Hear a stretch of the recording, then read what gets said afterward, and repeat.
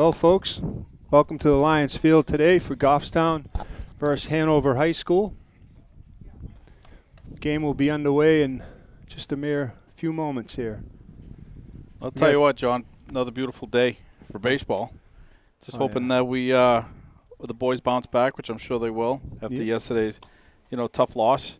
But sometimes they say, what would you rather face, a hot hitter or a hot pitcher? And they faced a hot pitcher yesterday. Hasn't given up an earned run in 16 innings. But you know what? Right now, new game, new day. So I think they're ready to go. Absolutely. Like I said to you when we were off the air, you would think the ball's going to look extra big today when this kid's throwing it, unless he's throwing 90-92 like the kid yesterday. So we got Tyler Small on the mound for the first time this year, this senior. It comes at a great time to get him sort of off he wasn't on the DL for all too long, but he's a good leadoff hitter for this team. Absolutely. And even more importantly, he's a sort of a fourth arm that they can rely on because they got a lot of games between today going through next week. You got 5 games in about 8 days, something like that. We do, and I'll tell you what, it's going to be a great test for him. It's nice to have him back. His arm is going to be very important. So right now we have Tyler Smalls playing pitcher, first day in the bump. Jacob Honda catcher. Again, first base, we're going to have Justin Pinard, Lou as we like to call him. Second base is going to be Clay Campbell again. Shortstop is Connor Hyzak. Third base, and rock solid there as usual, is going to be Cody Moose Morrell. Center field is going to be Wheels Schwanard. Right field is Matt Woodward, and left field is Smitty. That's your starting 9 right here. So a pretty consistent lineup from what we've seen all year. I mean, coach seems set on the starting 9. So let's get it going here. Small looks in here. Fastball right down the middle, strike 1. Get ahead, stay ahead, right? We'll see how he looks. I don't know how that wrist will hold up. He looked good yesterday. But today is obviously different now that he's going to be throwing quite a bit. No, absolutely. As a pitcher, it's a fastball down the middle, hit it into left field for a single. Might have left that one a little too high and a little too down the middle of the plate, but that's okay.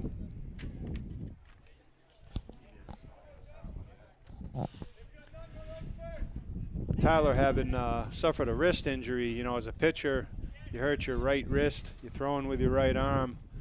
I'll kind of keep an eye on that, see if he sort of shakes any pain off, which would be a sign to, I think, all of us that maybe it's a little premature. Hopefully that's not the case. Throws over to first base there. Check the runner. Number 9 for Hanover steps into the box here. Small is working out of the stretch. Fastball right down the middle, strike 1. Wind's blowing in, as everybody can hear, I'm sure, through the microphone. Beautiful day. It's going to be about 80 degrees, but that wind's blowing steady in. Paul, I don't know if you noticed, but my lovely wife Lisa has joined us in the booth, evidently to give me a list of chores to do when I get home. Absolutely. As long as you get the chores and not me. Right. Tyler looks in here. Look like maybe an off-speed pitch of some type for a ball. And it's Keegan Silovich who's up right now, number 9 for Hanover, playing right field. I believe we're working with a 1-1 count here. Small checks the runner at first again. Ball in the dirt. Oh, here comes the throw down the second, sort of a late go by the runner. Ooh. Jake had to sort of chase that one off to the side, and by the time he came up, the runner, although he had broke really late, he got a terrible read. It would have been nice to throw him out at second base, but we do not get him. So they now have a man on second base with a 2-1 count.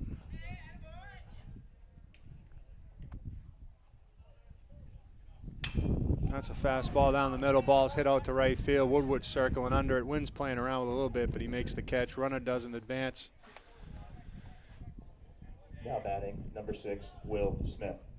And we have one down. Yeah, you're not kidding. That win, Matt had to keep coming in on that, but he camped under it, took the right first step, so put himself in good position. Yeah, the wind's blowing in pretty sharp from right field, so chances of something being hit out to right are probably slim and none today. Right's pretty deep as it is here. What's it measured down there to that alley? It's 308 to right field, but I think it's a little bit shorter once you get to Pesky's pole back there. Yeah, right. That was probably under 300 feet. So on a non-windy day, if you had the wind helping you, it'd be more of a threat. I don't think you're going to see it today, but you never know. Small checks the runner at second base. He looks in here. That's high for ball one.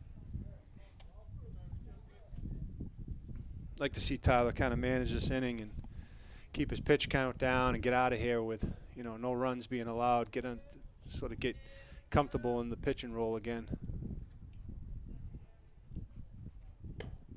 Looks in, down and away. Ball two.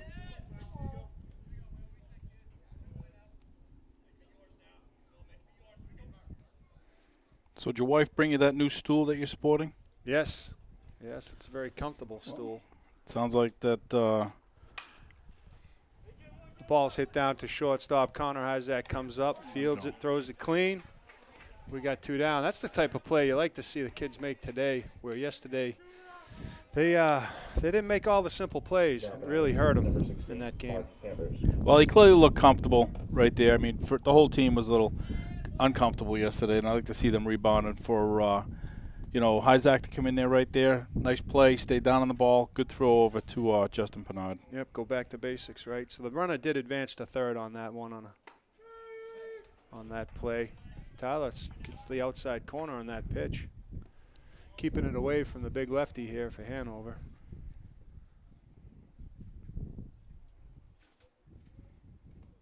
He looks in. Ooh. Boy, we like that pitch from up here, but it looks I'll like tell you what. Must have just missed inside. Didn't miss by much. Jake held that for that extra second. He doesn't want to show up the umpire, but he did the right thing. Just hold it for a second and then send it right back. Yeah, that ball's up and away. Ball two.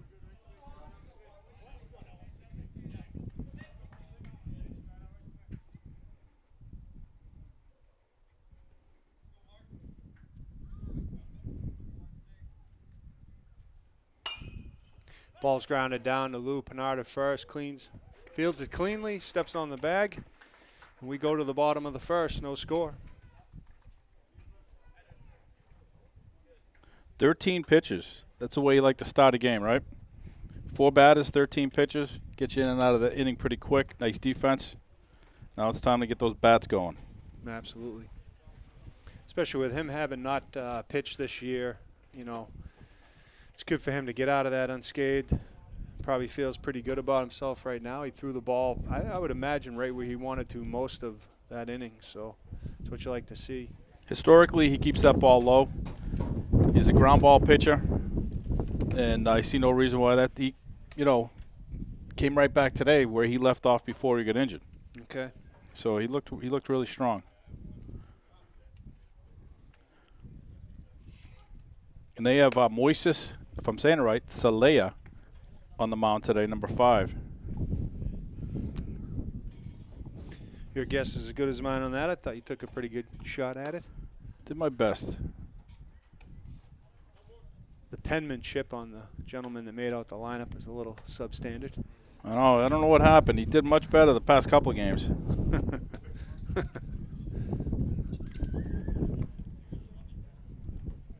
I'll tell you, it's a sharp wind here today. It's got to be 20-mile-per-hour wind blowing straight in from right field. Makes for a nice day to watch a game, though. Pretty good crowd here. There's a lot of students. It's been school vacation week for the state of New Hampshire, so got quite a few students over in the stands there watching the game. Parents, as usual, all here. Yeah, there's always a good crowd here. It takes them a little bit to get in today. It's a Friday. Some people might be taking off, but I don't know how many people actually came down from Hanover. It's, a good, hour and 20-minute ride. Yeah, absolutely. That's a good point.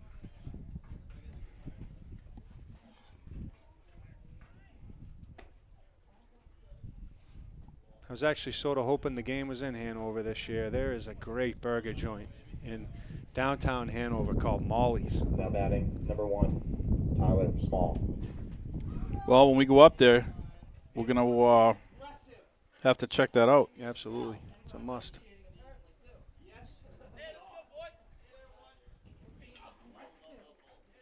I don't know what happened. Now we have everything geared around food no matter where we go. Yeah. I'd say sports and food and pretty much. Go hand in hand? That's pretty much the center of the earth, the universe, isn't it? Small takes a first pitch high ball there.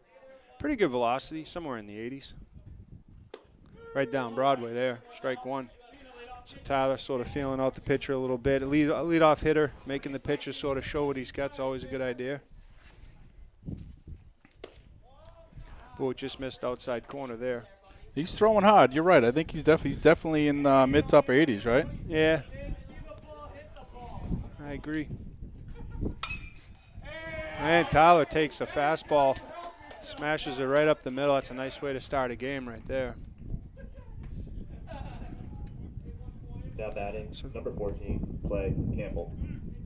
So as Campbell comes up here in the number 2 hole, Goffstown has the lead runner on base.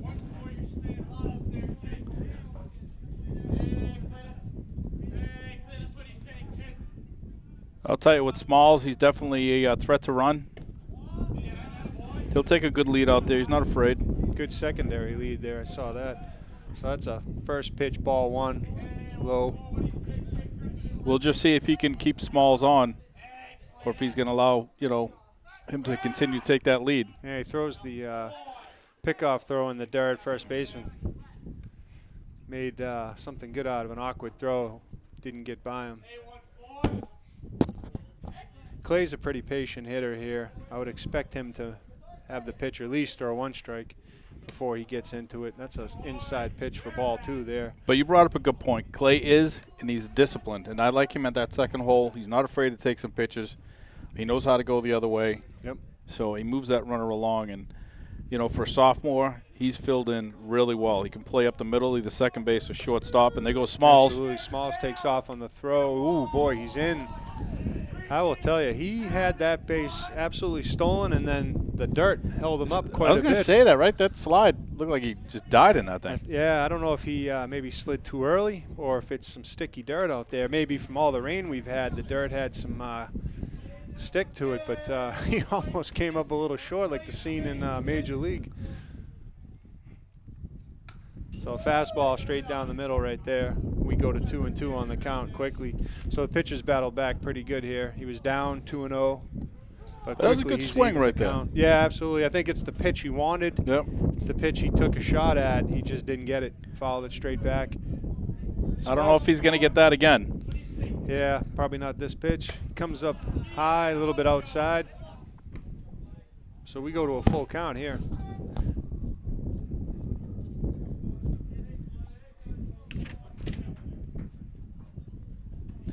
Could be a hit and run type opportunity. You never know. No, it's a ball high. That's a nice walk right there. Absolutely. Now batting, number 5, Connor Hyzak. Well, not a bad start to the inning for Goffstown. Nope. They got their 2 leadoff guys on base, Campbell and Small, and they got their number 3 hitter, Connor Hyzak, coming up to the plate. Don't want to see him try to do too much here. No, bat on ball here. Exactly. Get the ball to the outfield. Takes a pitch. He thought maybe it was a little bit inside, but he got the inner corner of the plate. Not his pitch either way, so it's not a whole lot you can do with that. You don't want to take your first cut at that pitch. You wouldn't have done anything with it. No. Fastball down the middle, hit out to the left field. Man, the left fielder made the catch on that. Ball sort of hung up. Wasn't deep enough to allow the runners to advance either, so we're still in a first and second situation here. Now batting, number 8, Cody Burrell. I'll tell you what, this is the type of pitcher that Cody Morrell likes to see. And I want to see how that outfield's going to play him. Looks like they're playing him straight away. That right center field looks pretty good. He's not afraid to pull it into that alley right there. First pitch in the dirt. I haven't seen anything off speed yet. I don't know if that was maybe a changeup of some type. It looked like he sort of was palming the ball as he let it go, but I haven't seen a curve at this point anyway. No, I haven't either. That's a fastball straight down Broadway there for strike one. Well, this is Cody's type of pitcher here. Cody likes it middle in. Let's see if he can get that pitch and drive it.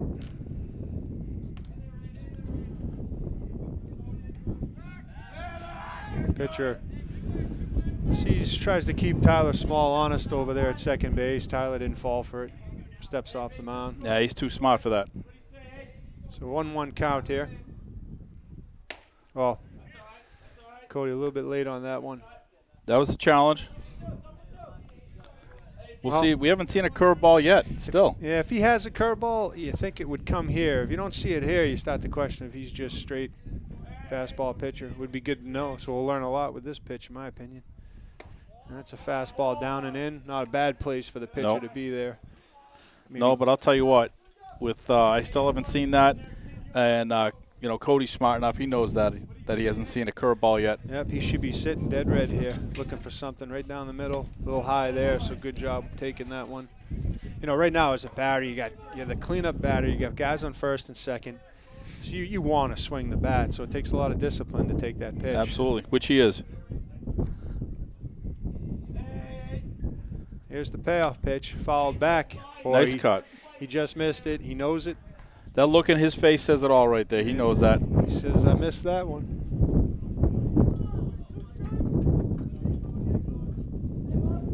He'll dig right in. He'll get in there again. He moves back in the box a little bit. He's going to get it again. Let's see, hopefully it's a strike and he can drive it.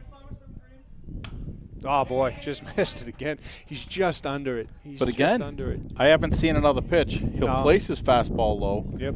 But I haven't seen. Maybe he tried that changeup, you know, against Clay. Yeah. Not sure, but it just seems to be placing his fastball. And, you know, this Goffstown team can hit fastballs. We've seen that. Absolutely.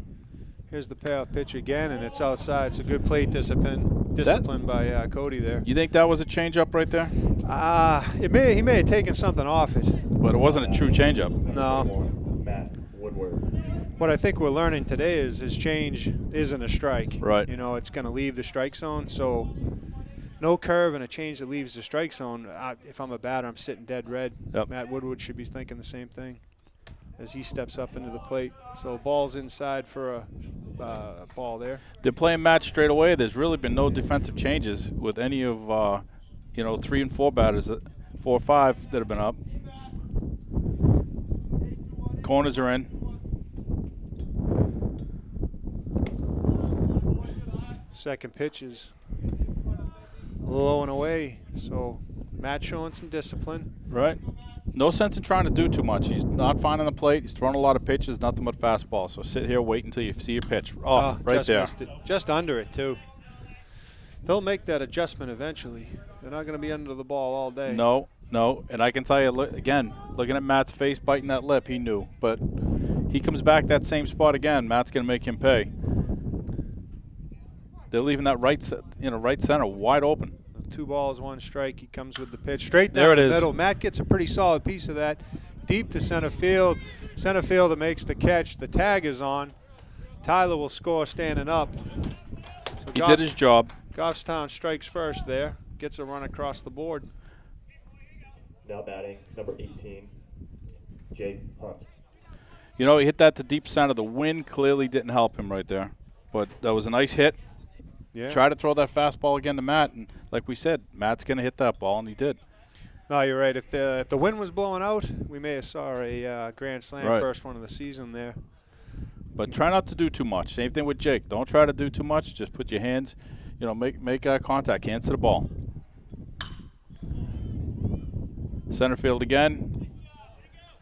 Well, that's a fly ball to center field there. The catch is made by the center fielder. And that'll end the first inning here with the score: Goffstown 1, Hanover 0. After 1 inning, Hanover 0, Goffstown 1. 23 pitches for the young man from Hanover on that.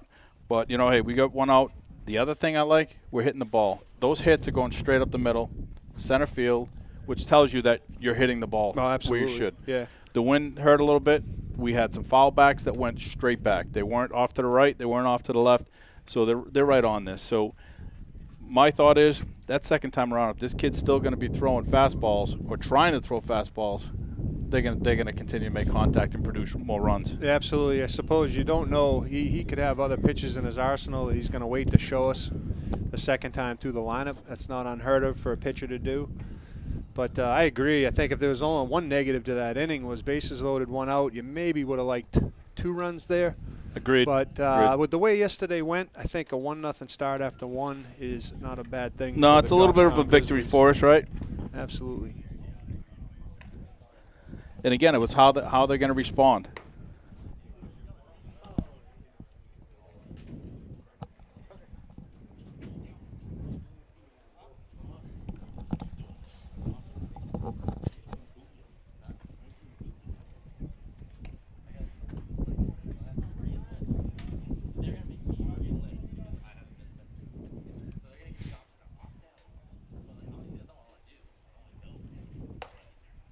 Tyler looks good. Yeah. You know, I'm not seeing he's not shaking the wrist, right? I don't want to knock on wood. Nope.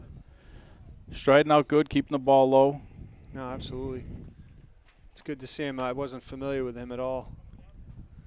I think he's with this Goffstown team, very underrated player. Yeah. I think coming into even last season, not too many people were looking at him to become a starting pitcher and play outfield. I know a little bit about him. Great speed, places the ball well. Nice shoot there by Jake. And number 5, Moises Salea. If he can hit his spots, like we were talking about yesterday, hitting your spots as a pitcher is, I think, just a touch more important than velocity. You have to have a certain amount of velocity, but if you can put the ball where the batter doesn't want it, it's usually going to lead to success. Absolutely. And I say this again with Mitch. Mitch hits his spots, keeps the ball low. He doesn't try to do too much. Yeah. Yeah, so far from what I've seen of Tyler, him and Mitch sort of cut from the same cloth. Agreed. You know, the ball sort of flies out of both of their hands relative to their build, and they hit their spots. But right now we have the pitcher up, number 5. Again, I don't want to butcher his name, so I'm not even going to try. Was I right? Yeah, you're right. Okay. Well, our unnamed batter takes a strike down the middle there. Moises Salea. He's a big kid, looks more like a middle linebacker. Yeah, he is a big kid. He's got forearms the size of Popeye. Takes a ball outside there. Just missed on the outside corner on that pitch. Our outfield's playing him straight away, nothing crazy. Tyler works pretty quick, which I love as somebody watching a game. Oh, boy. Not sure where he Pitcher's missed all- on that. We'll yeah. check the GoPro view in a couple days. But Probably a little bit low, I'd suspect. he's been consistent with his calls. Here's the 2-1 pitch from Tyler. Now that one was definitely low and inside. So he's got himself in a little bit of a hole here, 3-1. You know, what you don't want to do here is give in. You don't want to give in to this at bat. You want to have confidence that you can still hit the corner here. Absolutely. You know, if you give in here, you give that batter the pitch he's been waiting 4 pitches to see, which is something right down the middle. Keep that lead runner, lead off batter off base. I don't want him on. Yep. Nice It's a nice pitch. pitch. Just flat out missed it. Very similar to a couple of our at-bats last inning, just a little bit under it. He was jammed on it. You could see it come off the sort of orange part of his bat, the inner handle. It's a good place to be as a pitcher. Like to see him go right back to that spot. The kid's now in a 3-2 count, going to be more eager. Here's the pitch. He jams him again. Boy, I'll tell you, those last 2 pitches were absolutely terrific by Tyler. I think it went off him. They called the foul ball, so I think it hit the batter. Hit his foot. Okay, well, we'll do it again. Well, the one thing with a pitcher that keeps the ball low, whoever we have in a kayak out in the river won't be busy today. Right. They've been busy all week, past couple of games. Yeah, we must have lost about 30 balls yesterday into that river. Crazy. They're all down in Glen Lake now. It's almost better off putting a higher screen back there. Nice pit. Oh. Well, as you Boy. can tell by Jake's response, he thought that was a strike. He popped up. Yeah. Not to show up the umpire, but, he thought that was a strike. Well, I'll tell you, he didn't miss by much. I'll give the batter credit for laying off of that one. It was down. It was right down the middle, maybe a touch low.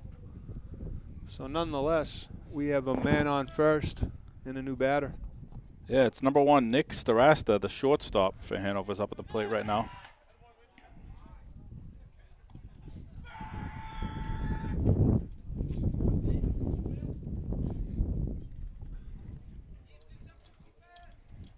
Tyler looks in, checks the runner.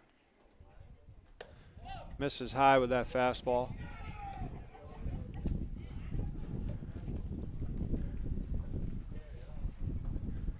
Well, I just like the fact he works quick. He keeps that runner held on, so that gives your catcher a little bit of a chance. So.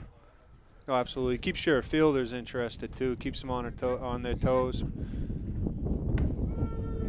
Have the second pitch there, right on the outside corner. So he's definitely picked the part of the plate he likes.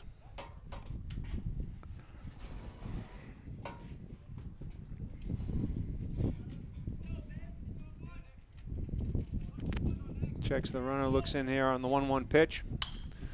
Ball's hit to center field. Carter Chouinard went back on it at first, comes in, makes the sliding catch. Wow, boy, nice I'll tell catch. you, the wind took about 40 feet off of the path of that ball, and Carter Chouinard, who has fantastic speed, comes barreling in, makes the diving catch. Now batting, number 7, David Singh.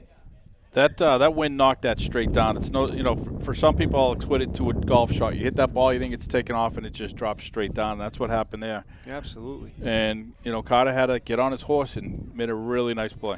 Yeah, he's a fast kid, probably the fastest kid on the team. Ball in the first dirt. Pitch in the dirt, gets past Jake. So the Hanover runner advances to second base on I don't know if they were crossed up. Jake was set up on the inside. That ball went to the outside into the left-handed batter's box area. Tough to get over there, but, it is what it is. Right. I don't think we'll see a ton of off-speed from Tyler today coming off a wrist injury. I don't know the condition of his wrist. I talked to him a little bit before the game. He thought he was in good shape to take on the start. And the second pitch misses high. But, a curveball basically requires your wrist to snap. Right. And so it's probably not a wise decision to throw a ton of them. But then again, as a pitcher, you're out there with not as many bullets in the gun as you'd like to be. So a man on second, he looks in here on the 2-0 pitch. Misses high. Don't want to see him overthrow. No, he's got to bend his back. Don't let those fundamentals leave you. When you're getting in trouble, you gotta. It's funny when pitchers get in trouble, they leave their fundamentals instead of go back to their fundamentals. Stay focused, take the breath, step off the mound. We watched Frenchie do that yesterday. Yep. Step off the mound, take a breath. So 3-0 here. See if he can still nibble the corners, but I doubt it. He's probably going to try to come straight down here. Oh, he misses. Not even close on that pitch, so we got a guy on first and second. One out here in the second inning. Jake's going to go have a chat with Tyler. I'm sure just to, tweak a few things, have him relax, take a breath, get back to that release point down low instead of keeping it up high and the ball's just sailing. Jake's a tall kid, 6'2", 6'3", raises his hand up. So that, it could be now the kid's on base, Number 17. Yep. No, it's his job. I mean, it's one thing you could see in Jake, even going back to Little League, he's sort of a born natural leader. And it's a good trait to have, and what better position in the sport of baseball to play if you're a leader than catcher. And speaking of catcher, that's who's up right now for Hanover. Braxton McNulty.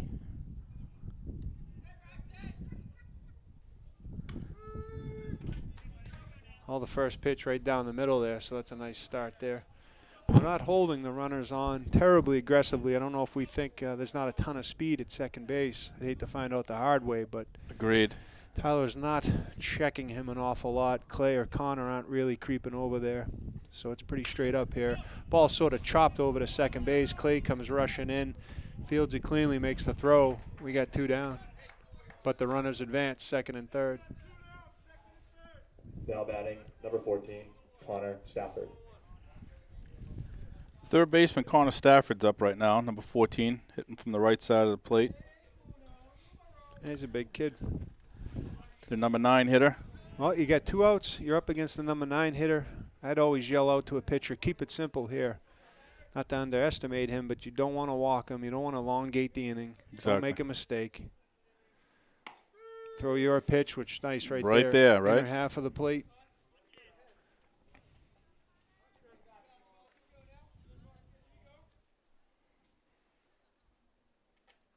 You don't have to be too careful either, though. I mean, a walk, it's not a great thing, but you don't want to give in. You don't want to throw a meatball down here.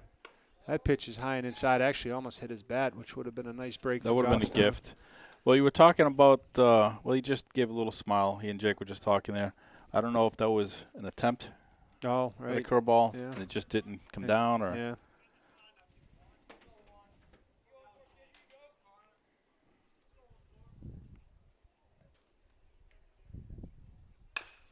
Well, the 1-1 pitch goes in. Justin Pernard gives way on the ball to Clay. Clay makes the play. We go to the bottom of the second, 1-0 Goffstown. 18 pitches. He's doing really good. You know, I mean, 13 the first inning, 18 this inning. It's good.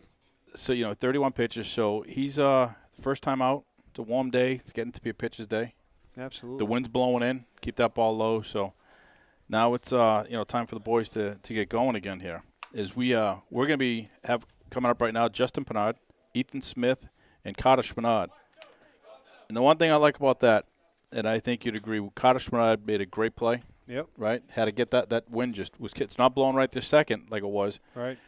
And like we've seen so many times before, someone makes a really good play in the field, they're coming up to bat that inning. Right. Right? He's a fastball hitter. Yep. He puts his, and he swings hard. Yep. That ball can take off.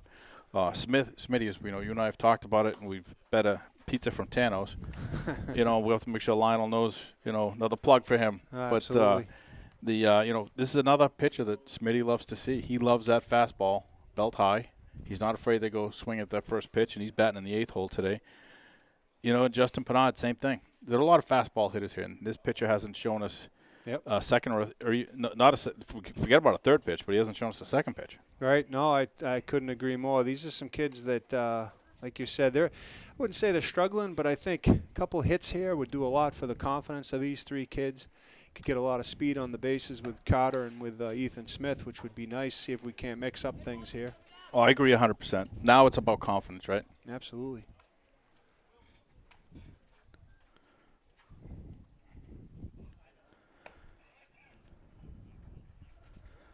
Now batting, number 9, Justin Pernard. I'd like to get some speed on the bases.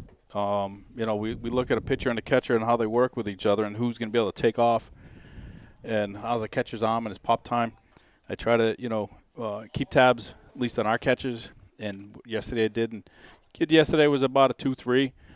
Jake's been hovering right at that 2. He hasn't broke 2 yet. All right, first pitch ball there, down in the dirt. Well, I think Justin is more of a power kid than a speed kid. Unfortunately, his dad, Dennis, did not give him the gift of speed. You can only kind of overcome so much as a kid with your hereditary, your genes you're born with. That came from all those years carrying typical fireman, not just rescuing cats out of trees. Dennis has been a true hero. And I've watched him in action several times. Oh, actually, I forgot that Dennis is doing work for you at your house, so you need to protect your backside there. Absolutely. You're no dummy. Pitch again high there. So this pitcher's quickly went to a 3-run hole. Which we like to see. Lead off batter. So Justin should get the pitch he's looking for here. Show some discipline. Look for that pitch right down the middle. Something you can do some damage with. Here it comes. Boy, I'll tell you, that was the pitch. Yep. That was the pitch. All right, we go to 3-2. I just don't want to see him chase something now. Thinking he has to be overly aggressive. Don't come up to anything high if he throws that high fastball, changing the eye level of a pitch. I agree. And that ball is down and in. So, at the end of the day, he did his job, and he stands on first base with the walk. Now batting, number 10, Ethan Smith. Now here comes that pizza. What was the pizza yesterday? Oh, it was that I bet you he wouldn't walk. Right. I stand behind that wager, by the way. First pitch swinging, if that's a strike. Yeah. Ethan is Clay Campbell's very selective. Ethan Smith not as selective. Very aggressive. He's got one thought in mind up there, which is put that bat on the ball. He takes the first pitch, makes a liar out of me. Strike Same one. here. Well, I'll tell you right now, Hanover just sent the bullpen's getting active. I don't know if they're thinking their pitcher's struggling, but we're only in the second inning, or maybe it's just a side. All right, ball smashed into left field there. Nice hit by Smitty. Ethan, true to form, was looking for a fastball, got it. And right now we got first and second with no outs. Now batting, number 2, Carter Chenard.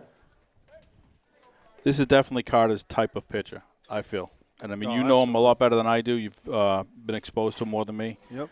But he's going to love that fastball. Yep. He has quick hands. He's due. I'd love to see him get He the absolutely is. bat on the ball here. It'd be a lot of pressure on this pitcher if we can get another guy on base here. Fastball high and in. And you know what? Let him overthrow. Let our top of the lineup come up. And with no outs, we'll take that.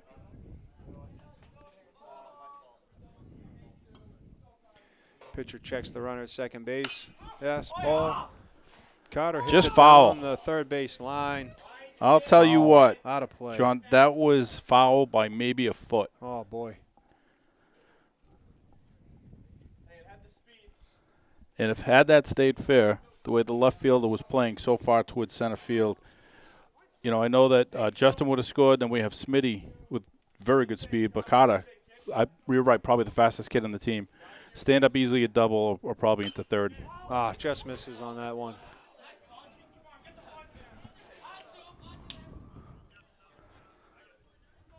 He sort of chopped at that one. He didn't plant his back leg. In fact, he planted his front leg and sort of swung over himself. Right, let him stay back. Absolutely. He's a big, strong kid. That ball is high. So good discipline there. So 2-2's the count. Man on first and second. Bottom of the second. 1-0 to Goffstown. Pitcher looks in. Carter sprays it towards his own dugout. Count remains at 2-2.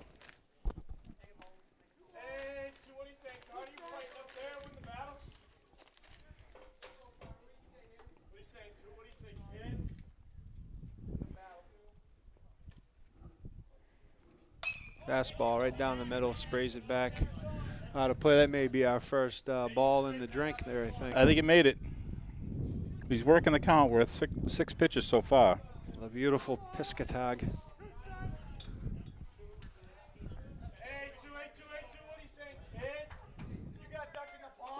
Runner's not being held on. Hopefully get a bigger secondary lead. I'd like to agree. I'd like to see Justin get a little aggressive. He knows nobody's around him, but also he doesn't want to take that chance knowing top of the order's coming up. But quick view around. Second baseman now is coming over, but the shortstop's not even moving. There's the 3-2 pitch here. Right down the middle. Carter sprays it to right field. I think that's going to fall. It does. It does. We're going to get a run across. Oh, boy. We got a little jam up at second base, though. Carter's caught ahead of himself. We're going home now. I think we're going to get out of this unscathed. Oh, boy, we just put ourselves into another pickle here with Ethan caught between the bases again. Oh, boy.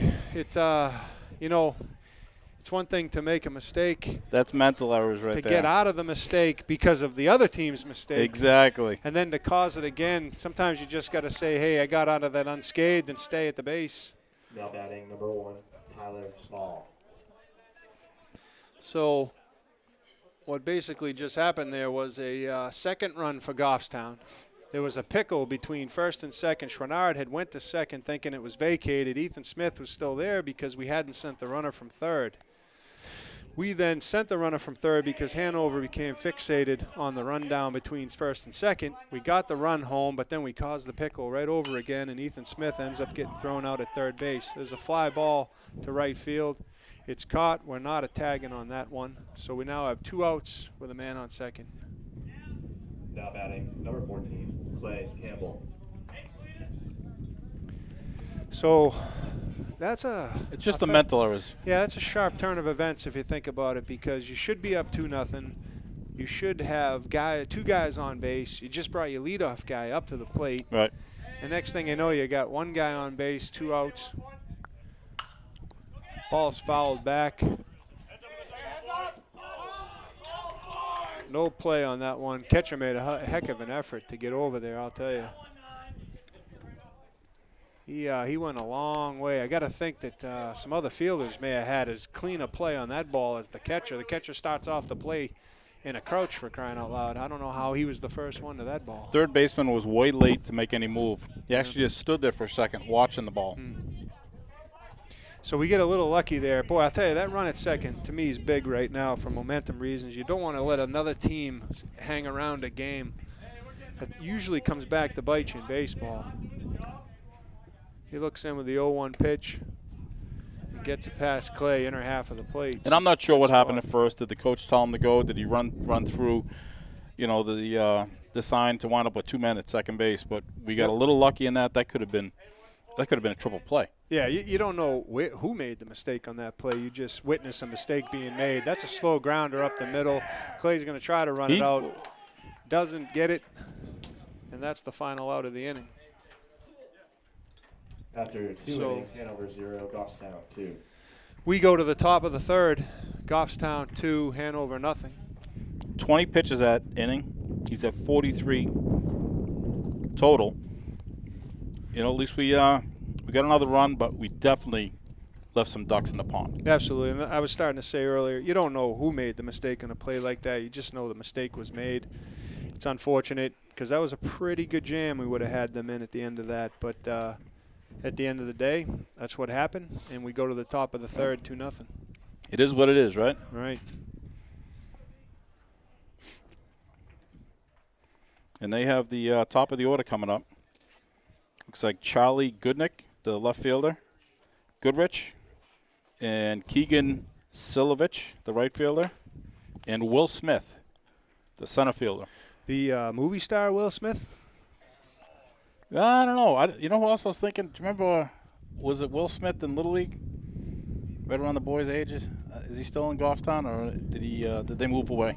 Oh, Schmidt. Will Schmidt. That's Schmidt. Yeah, that's right. Yeah, Will Schmidt. No, I'm thinking the Fresh Prince of Bel Air, straight out of Philly. Paul's getting attacked by a hornet. We have a hornet in here, so if I screech, you'll know that I was stung. And now we have our coworker who has bug spray in a windy booth, so I do not like the chances of escaping this without eye damage. Somebody's either going to get stung or go blind. Can I fill out a form and pick stung over blind?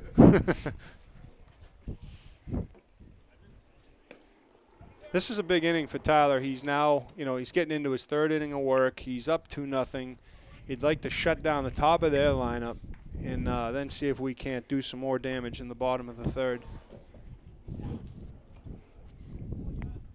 Now batting, number 10, Charlie Goodrich. They had a pitcher warming up. I don't see him warming up anymore. I don't know if that means he'll be coming in the bottom of the third. It's hard to get an idea of, their pitcher's not doing all that bad. Right. But who knows how they want to sort of rotate their pitchers through. They may be trying to keep their starter under a certain amount, keep him fresh for maybe a Monday game. You never know. Some of the same challenges that we face. We got a big week next week with 4 games. Gonna know where we stand after next Friday. That's for sure. So that's his curveball there. To say that looked uncomfortable would be kind. That came up well short of the plate. It didn't look very natural, and I wonder if that has something to do with his wrist injury. But they know they have to throw it just to. Ooh, boy, I tell you, that 1-0 pitch looked really nice in the outside part of the plate, but he doesn't get it. So it's 2-0 now. All right, he's got to come back here and manage this at bat. Here you go. A fastball right down the middle. Looks pretty close to where the other one, last one was. Yeah.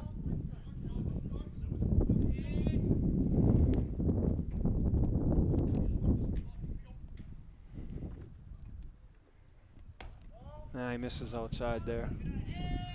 So 3-1 here to the leadoff hitter. It's the top of the third. It's 2-0 Goffstown. On a beautiful, sunny Friday in the lovely town of Goffstown. Oh, he misses there, so he's a little bit out of his rhythm here. Now batting, number 9, Keegan Silovich. Well, Keegan, last time he flew out to Matt Woodward in right field.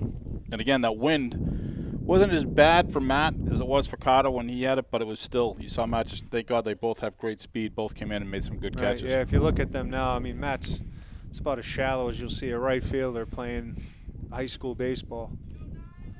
But probably a wise decision with that wind right at his back. First pitch misses outside, ball 1. Nice stop. You got to, he's earning his pay on those balls right there. But the pitcher needs to know that he can throw it in the dirt and have confidence.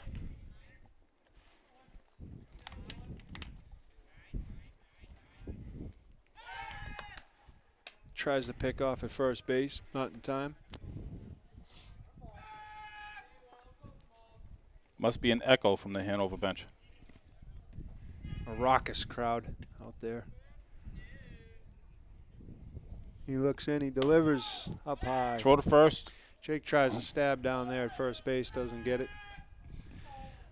You don't want to fixate on that runner too much as a pitcher right now. You want to make sure that your primary focus is Get this back number into 2. the strike zone. Get the Right. number 2. Manage the game here.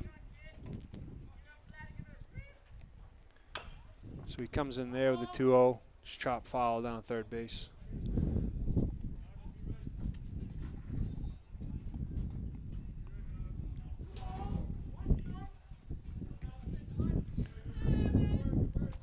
In the crowd today, we have Mr. Bruce Rand, softball, Goffstown softball legend.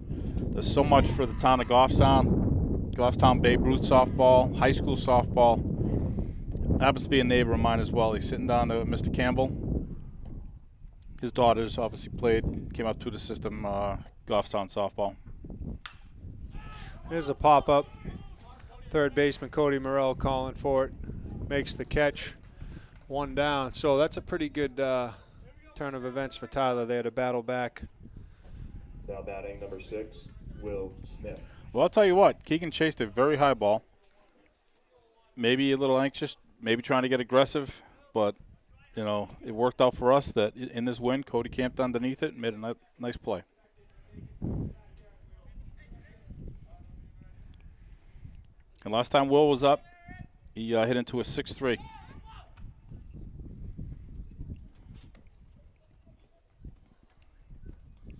And defensively, as we've shown, what a difference 24 hours makes. Oh, Right? absolutely. Yep. Yeah, I think these kids have all played competitive sports enough that they know they got to leave that one behind yesterday's game. That pitch is high. Jake sort of looked down at first base, didn't make the throw. He wanted to make the throw, but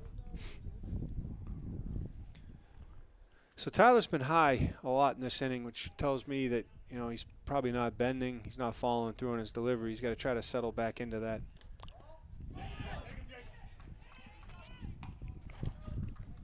it's a good pitch to go on. Ball in the dirt. Yep. So the throw down to second, not in time on that play. 2-0 is the count here. It's all right. It's close enough. Ball in the dirt. You block it, grab it, and throw. That's all you can do. Trying to keep the runner close at second base here. The pitch, that's high.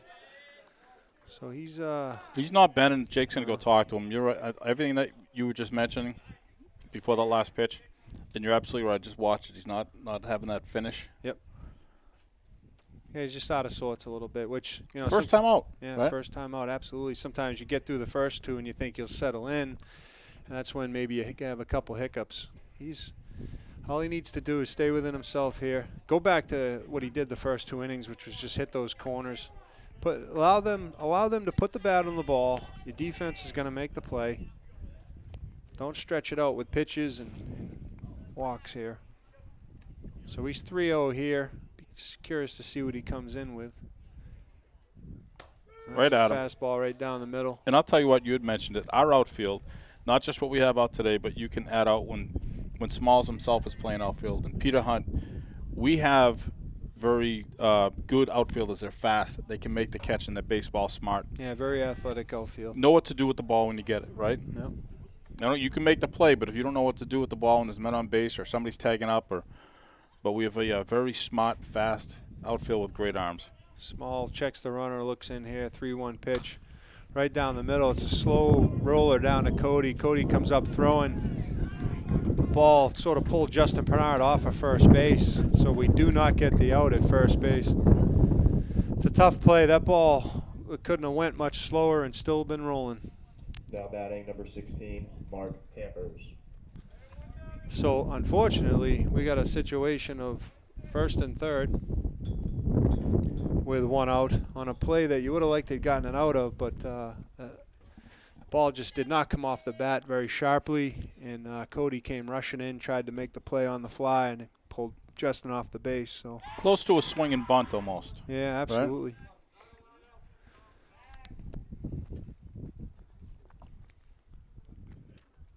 So we get the. But they're in a lefty up again. position now, you know, they could take off. You want to put second and third. Do you make the throw? There he goes. Oh, Well, the runner went on that. Jake bobbled the ball as he was trying to get it into his throwing hand. Was he going to throw down? I don't know. Maybe you know, Dad, but I don't know if he was going to make a fake on that or actually throw down. I don't think he was going to throw. It wasn't a great pitch. He had to, you know, stand up, reach up for it. So that pitch was, I don't know if that was a change, but it died as it was going to the plate. That was a great pitch there. We go to 1-1 count.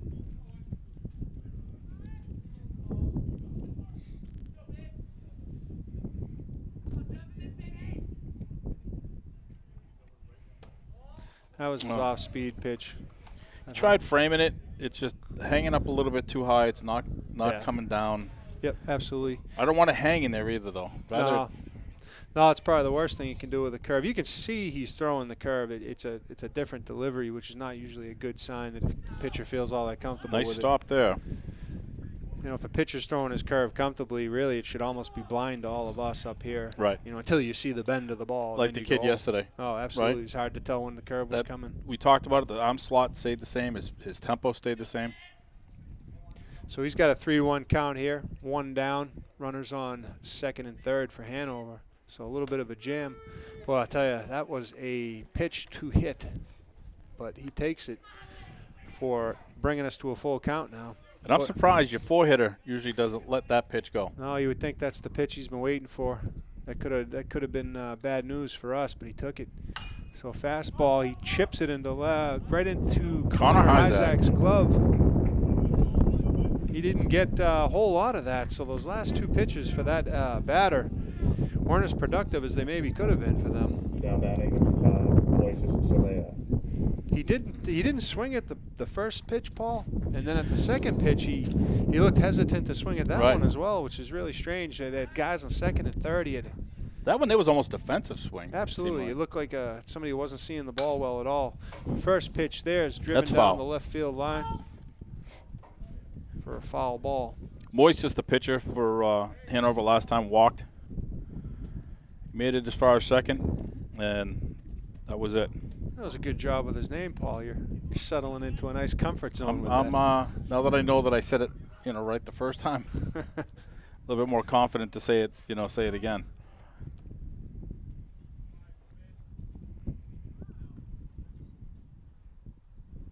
So Tyler looks in here with one strike. Oh, that ball's way outside. Just across up there, you saw it, Jake, after he gave the signs, hopped to the inside. Yep. Like 6 inches, and that ball clearly thrown to the right-hand batter's box. Yeah. As Moises is a lefty. Which means it was the right idea. Inside on this kid would have been a good place to be right there. Kid almost reminds me of Jordan Cossette. Drives that one to center field. It's hung up for Carter Schwannard, who uses that speed to go back on it. Makes the catch, and so that big smash ball was just a fancy out. So 3 down. We go to the bottom of the third. 2-0 Goffstown. 23 pitches that inning. You know, he started out with 13, then went to 18. Now he's at 23. Per inning. That's a total of 54. And you know what? Ball was getting a little high, but I think he was doing all right.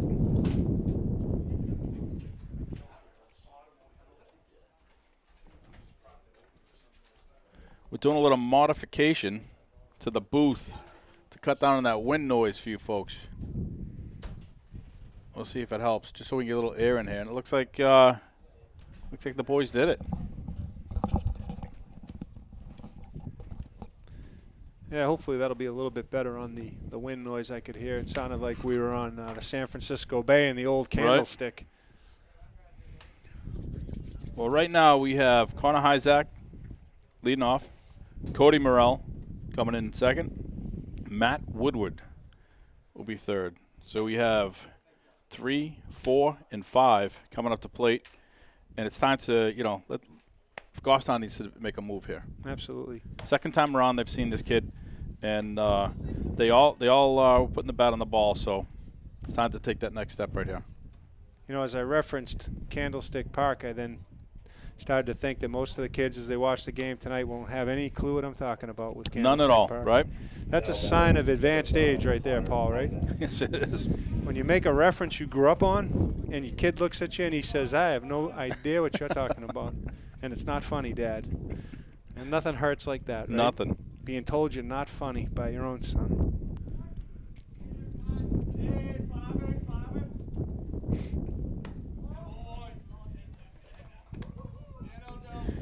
First pitch was taken for a ball. Corner last time. Flew out to short left field. Fought that one off. Sort of squibs one down for a foul. Not a great pitch to probably go after there. Got him on the handle. Boy, I'll tell you, he is up in that batter's box, isn't he? He is. He did it yesterday against a kid throwing 90, and I thought it was surprising. Boy, he's right back up there. He's about as far up in that batter's box as you can get. He's way out in front of that one. So he's now quickly in a 1-2 hole here. He's moved further back in the batter's box now.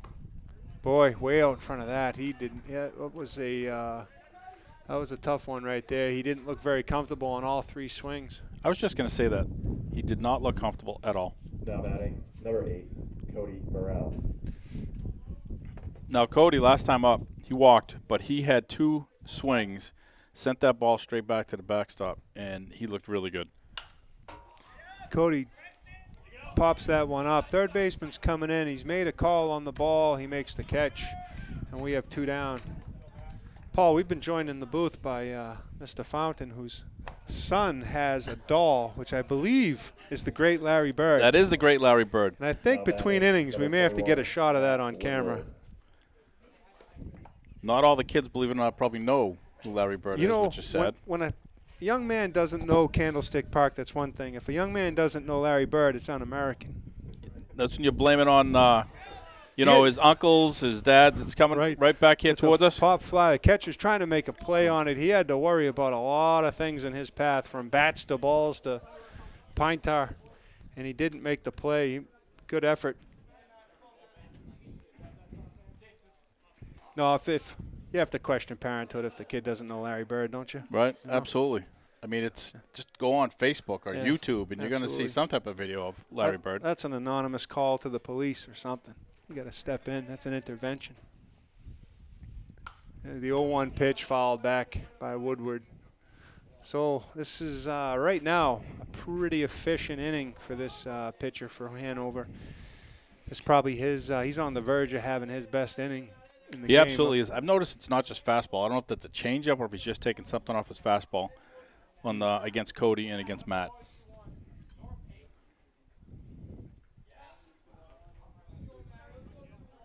But he's definitely pitching a little different. Comes in here with the 0-2. Matt's able to spray that ball to left field for a hit. So, boy, I'll tell you, that is a 2-strike swing right there by Matt Woodward.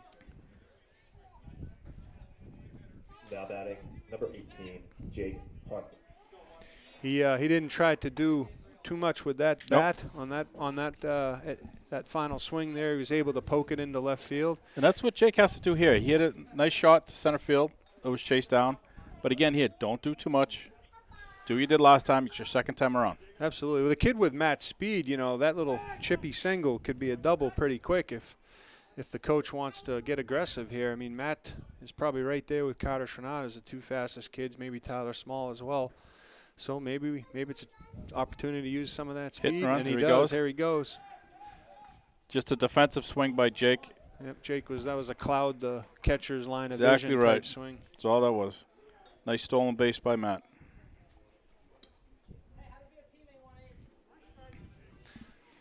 But you have to cloud it. It's just when you don't make that cloud, you're giving that catcher that blink of an eye.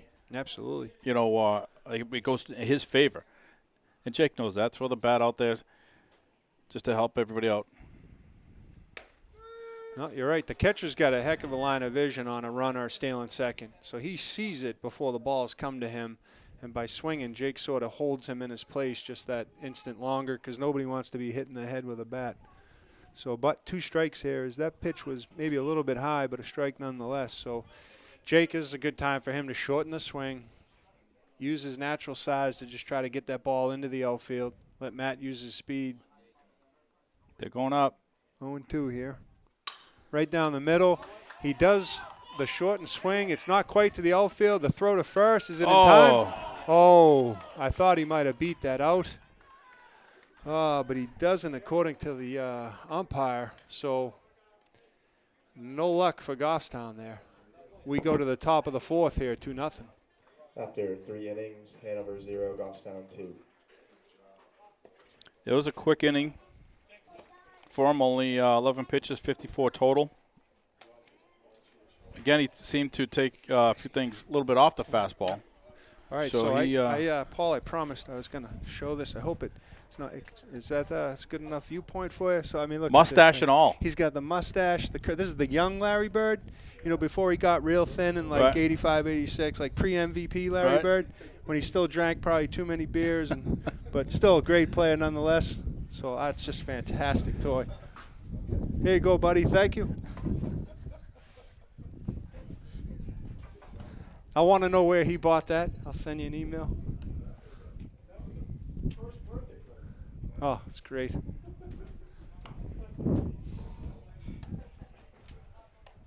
So right now, Hanover has their 6, 7, and 8 coming up. And we got a new pitcher on the mound. We got Clay Campbell making his maiden voyage. I watched him pitch for JVs quite a bit last year. Live arm is the first word that comes to mind. Right. He's ball sort of flies out of his hand. So I'd like to see him get off to a good start here. Throw strikes early and then take it from there.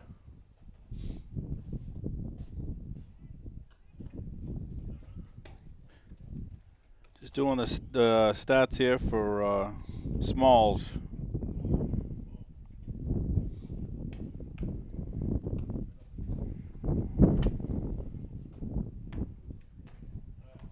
So he had 54 pitches, won 3 full innings, 3 walks. Nothing. He didn't. I thought he looked good, comfortable his first time out. No sense in throwing him more than that. Absolutely, Paulie. We have Riley Putnam Going to left field. in left field. We have Ethan Smith at second base. I believe that is the changes. So that's good. It's good to see some. Oh, it's Smalls in left field. That's Smalls in left It's field? Smalls in left field. Oh, they did the old switcheroo or something. So they kept their starting 9 out there. They just switched the 3. Riley was playing games with us. He was standing in left field when I made that announcement. He was in left field, I'm telling you. Now batting number 1, Nick Starasta. Nick flew out to left center field last at bat. I don't know if you remember. Solid hit, wind blowing in. Really did a number on Carter. But Carter, with his speed, athleticism, command, made a really, really nice play in that wind in center field. So let's see what the young sophomore has out there. Here's the first pitch here. That's a strike right down the middle, swing and a miss.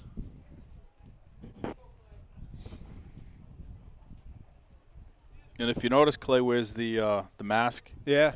And you see, ooh, boy, Jake framed that. I'll tell you, that's a ball inside. Boy. You could probably call it a strike on location, if not the actual swing. I don't know if he went. I probably would have asked for the first base. He did. He appealed it. Oh, he did. He okay. did. Well, that pitch is fouled back, so you got the 2 strikes the hard way there. Everyone just watched that hit the river. But, you know, I've been noticing more and more Little League, middle school, the pitchers are wearing that mask after seeing so many hot shots. Kid just got hit in the chest in Massachusetts not too long ago. Yep, and it can be catastrophic to have that ball. You know what I think changed it? It probably was always a danger, but the aluminum bats. Oh, boy. And now the technology with them. That ball just pops right off. Yeah, if you've ever seen like a slow motion video of what the bat and just what's going on when that impact happens and how much it literally just shoots off like a tennis racket.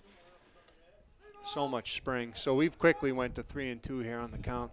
I'd like to see Clay settle back in here. Don't try to do too much. You had this kid sort of overmatched.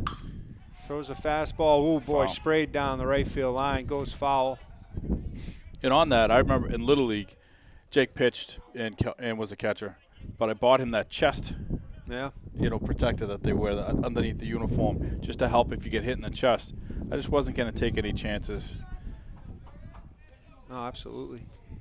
Clay looks in here on the 3-2 pitch. Fastball. Hit down to Cody Moreau. Scoops it up. Comes up throwing. Throws off the line a little bit. Nice but play by Justin Lupinard. Lou Pinard, I'll tell you, kid's awful quick on his feet over there. He's like a ballerina, isn't he? Well, I'll tell you what. He's grown 5 inches. Yeah. Still works out like crazy. Yep. And became more athletic. Number 7, David Singh. David Singh last time, second baseman that he was up, the one time only, he walked. Fastball right down the middle there. I'll tell you what. Stay there. He's looking good throwing. Yep. His first time out. Nice stop. Another thing I noticed, he's pitching out of the stretch. Nobody on, but he's out of the stretch all the time. I would venture to guess that's to simplify things, to keep his delivery simple. Right. It does take probably a little velocity off of your pitch, but, maybe I'd always give up velocity for location, as I was saying earlier. Location's 10 times more important than velocity with pitching. That ball's right down the middle. Right. You just don't want to walk anybody. Nah. Keep the ball low, keep it in play, let your defense do some work. Yep. As long as you're not belt high. So a 2-2 pitch coming here. That's fastball sprayed over to Ethan Smith. Fields it cleanly. Throws to first. 2 down. So good. Nice start for Clay Campbell here. Looking good. It's so important to get 17, these guys some game experience. Yesterday with Riley, today with Tyler to get him out there. Now Clay, they're going to need him next week. Absolutely. We need those arms. Yep. Braxton last time up, grounded to second base. That fastball misses high.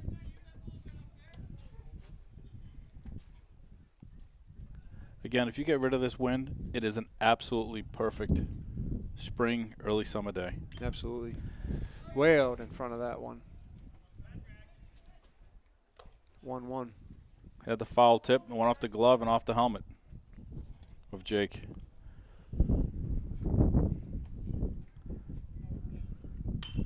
That ball sprayed back.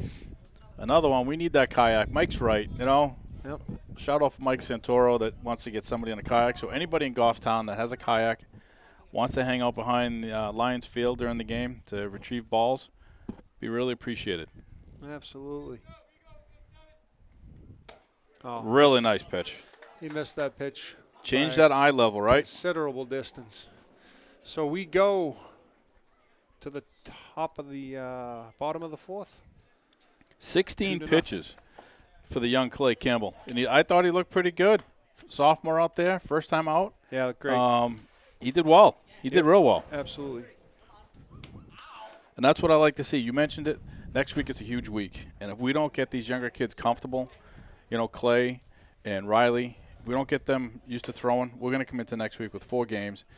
We have Portsmouth and Wyndham. Portsmouth, Wyndham, St. Thomas, St. Thomas, Aquinas, Aquinas. which I understand is a pretty competitive team for sure. So we've got to get those going. And I like the fact that's what Coach is doing.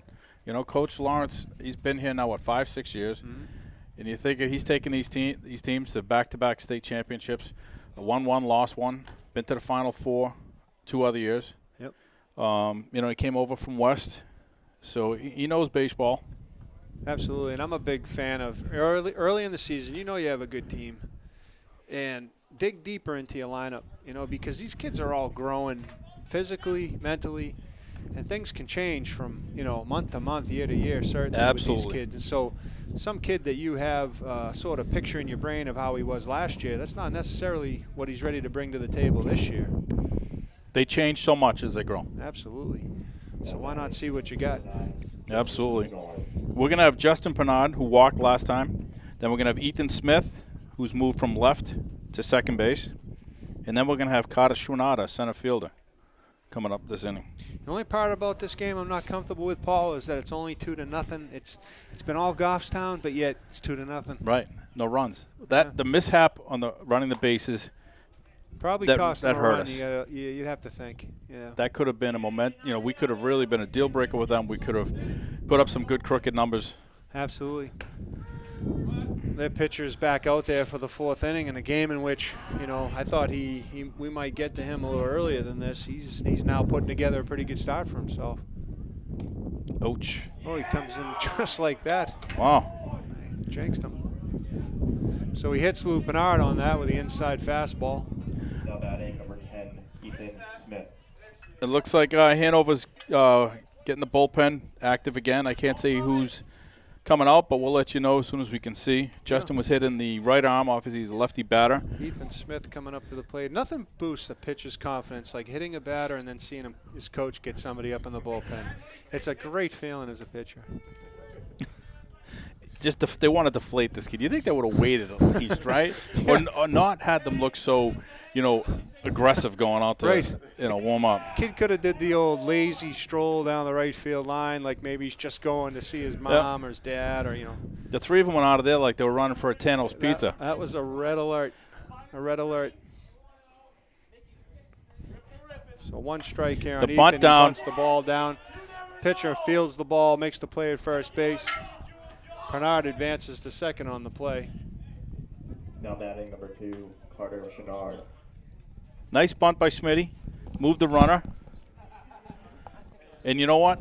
With his hustle going down to first, he didn't make that an easy play. No, absolutely. For Hanover. Absolutely. Forced them to make a defensive play. Well, here comes Carter Chenard, steps in.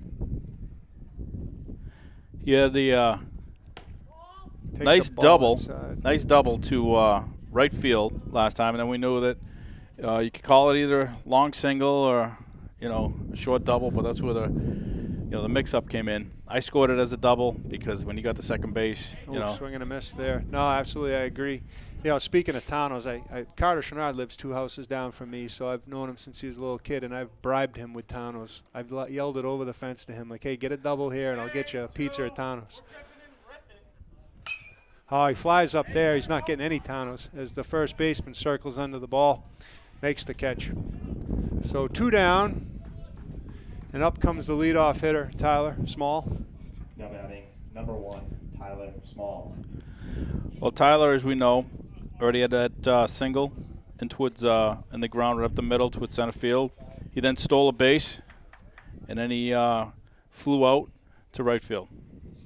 So man on second, 2 outs. Bottom of the 4th.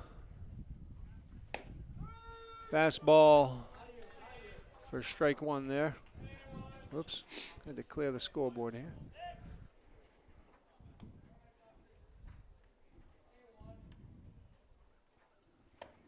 That was the curve. So I don't know if he's thrown that and we've missed it. Now that I've seen that, you're right. I think he has thrown it. Yeah, it's not the sharpest curve I think we'll see this year, but it's a change of pace nonetheless. There's a fastball. I tell you, he can bring it when he brings it. Maybe he might be just using that to set up his fastball. Yeah, absolutely. It's if nothing else. Nothing else. Yeah, I would tell pitchers when your curve's struggling, you still have to throw it just to show you got something else. That fastball's fouled back. Straight back. He was on it.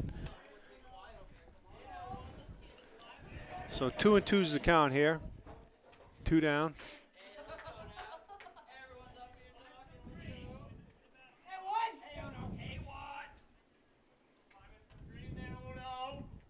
Checks the runner at second base. Here comes the 2-2 pitch. That's way down in the dirt. Nice stop by the catcher. Nice stop by the catcher to keep the runner at second base rather than have him be 90 feet away.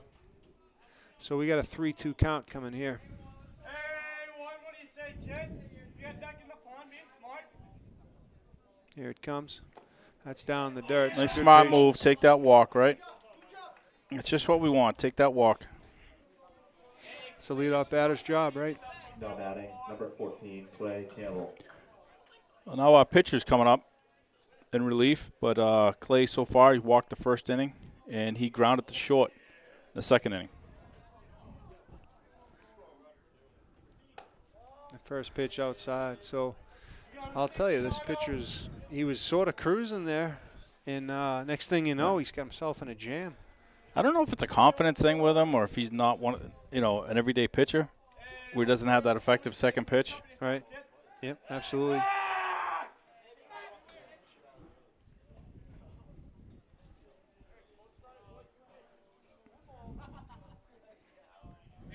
What are you saying, kid? That pitch is down in the dirt for ball 2. Well, he's got to be smart here, right? 2 balls, no strike.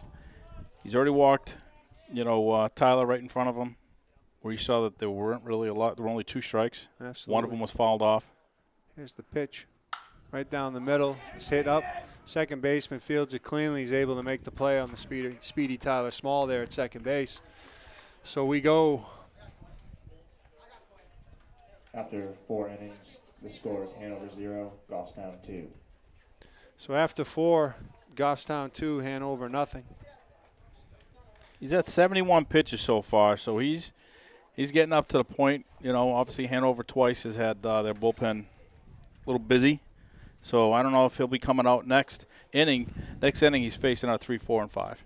Okay. All right, and so I don't know if the coach then says, okay, his fastball, isn't as effective. Curveball, wasn't. Does he make the change now to change it up as we're getting into the B for the order, right? Absolutely. And we have Connor. Actually, Clay Campbell back out there for the 5th inning. Hey, so I have a quirky question for you. As you watch Clay warm up here, why not warm up with the mask on? Good question. You're going to pitch with it on. Why not Right. just warm throw up with it on? Yeah. Keep, you want to stay used to that, right? Yeah, That's a good question. Practice like you play is the old, expression. So, Yep. yeah, I just sort of noticed it. I know that he's going to be facing their number 9 hitter, Connor Stafford. Then they go right to the top of the order with Goodrich and Solovic. And somebody's car alarm is going off.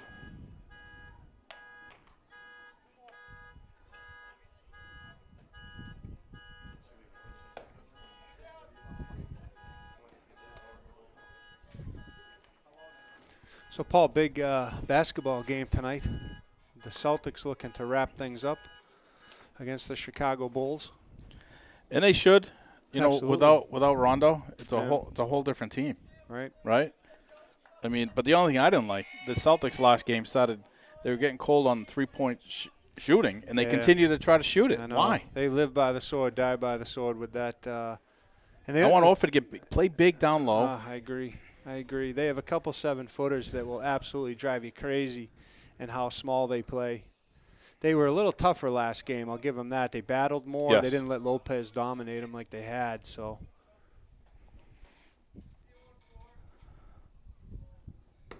I don't know if John's wife is back in the booth to take his dinner order from Tano's Pizza or what she's doing, but it's always nice to have her come in and say hi.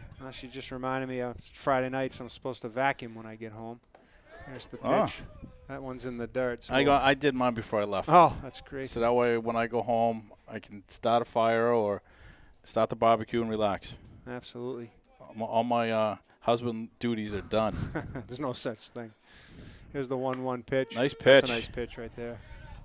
I know. She always finds me something to do, especially now where, she's recovering from surgery. Right. I said, Yeah, you know neck what? surgery. But thanks to great neighbors and friends like your wife sending over meals, which was fantastic. Brought me back home Yeah, she to can South cook. Medford. She can cook. An Italian woman cook. can cook.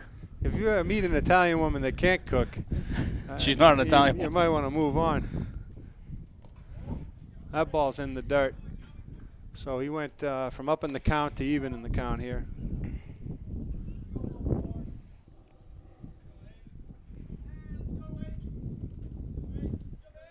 Clay looks in, 2-2's the count. Whoa. Misses high with that one. So he's went from 1 ball, 2 strikes to full count here. Right. Working out of the stretch again. Like to see him not lose his batter here. And he misses high. So not a great way to start that inning. You had that complete control of that at bat, but nonetheless, a walk will put a guy on first base for Hanover. Now batting number 10, Charlie Goodrich. Yeah, you definitely don't want to, even though that number 9 hitter, they're usually very similar to a leadoff hitter. They're going to work the count, probably has good speed. It's only a 2-0 game. So Clay looks over at first base. Here comes the pitch. Ooh. Fastball way in. Move the batter off the plate. I'm always a big fan of that anyway. That's a ball worth spending if you back that batter up. Make him nervous for the next pitch. Clay, I haven't seen the curve out of Clay. I know he has one. I haven't seen it yet. This would be a good time to throw it, though.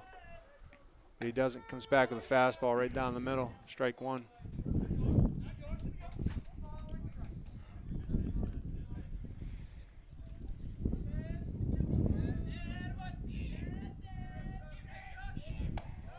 Ooh, just misses inside. 2-1 count here. Top of the 5th. Campbell looks in. Oh, steps off the mound. A lot of chirping coming out of the dugout. Well, probably on both sides today. Kids, maybe it's Friday. They know they're going back to school. They're getting a little upset with life. They don't have the luxury at times to work from home like I do now, I'd say. Absolutely. But you know what? I get more work done working from home than I do working at the office. Yep. If you can avoid people pulling you over into the corner of an office, you don't have to do any of that. You just mind your own business. You just work at your own pace. So that was a strike right down the middle. 2-2 count here. Here's the pitch. Fouled off towards the Goffstown dugout. Maybe a little high, but the batter went for it. Goodrich had singled just past the reach of Connor Hyzak in the first and walked in the third. Look for the runner to maybe run. There he goes. There he goes. I tell you, watch this sport long enough, you can start predicting certain things just from a law of probability. Mm-hmm. So the runner goes, ball was fouled off.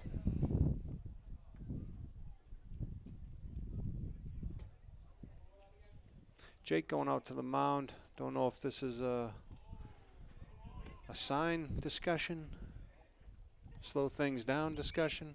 Yeah, they're chirping at Jake, but he did the right thing. Just keep walking, give them a look. Yep. Maybe Jake thinks Clay didn't look that runner back or something. There was a miscommunication between the two of them. I know that.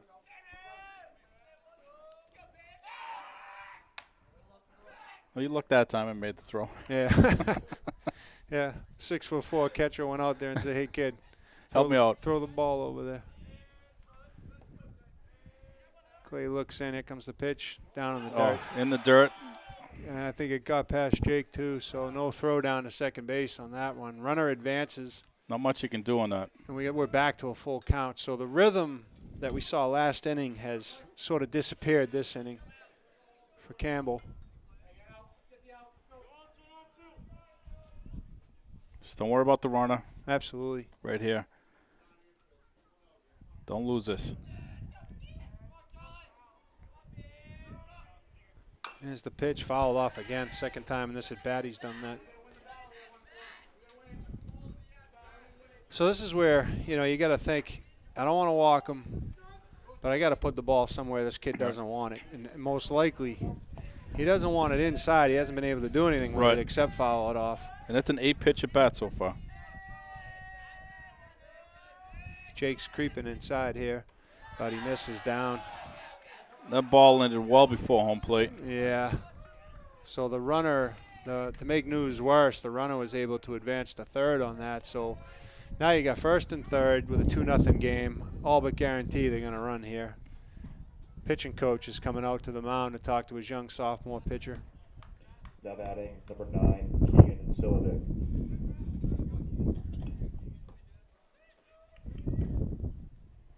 Yeah, if the hole is a problem, call timeout. Let the umpire know you have to fill the hole. Absolutely. Take a minute. I don't think pitchers are picky enough about that to say, hey, I That's can't work with this. Right. You know? Yeah. That's your landing foot. You know more than I do on that, and you've professed that to Mitch, and Mitch knows clean it up. You got to clean it up. Absolutely. I mean, you got no other choice if you keep pivoting into that. The lead foot for a pitcher is so important. When he plants that foot, if he's a 160-pound kid, well, there comes 160 pounds on top of that foot. That's right. So it's so important how he feels about the planting of that foot. Exactly. And the direction of where he puts that is where the ball is going. That's right. You can bet your bottom dollar on it. So if he slips a little bit left of where he put it, the ball's going to go outside. It's going to go in the dirt. So you got to feel good about that. Yeah. So we got first and third here. He looks in. The runner doesn't go. Ball's down and away. And he had 2 that bounced before the plate and went over, and he had 1 that bounced right in front of Jake. So that clearly probably was an issue. They filled it up, so let's see what happens. He's going. The runner went on that pitch. Jake throws down, but it's to a cutoff It was by cut off. Smitty at second base, so it was a little bit of a bluff to see if they could get the runner to go. That was a called strike there. So now we got second and third on the no-throw on the steal. 1-1 count, second and third, no outs. Might be the most important detail of that. A little bit of a jam here.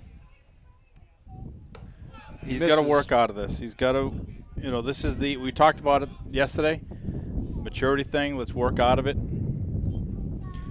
Yeah, so I do see activity in the bullpen. I wondered if that would be the case because at the end of the day, you got a 2-0 lead here in a game that you really need. You really need this game. You can't lose this game. So I see Mitch Skokie warming up right now. That's what I was just about to ask you, who you saw it on there, but I'm guessing that's who I'd bring in. Yep, that's You been have his role Saturday, for this Sunday team. off, right? Absolutely, yeah. He's pitched last time was on Monday, so he's got a couple in him. Foul tip got Jake right in the,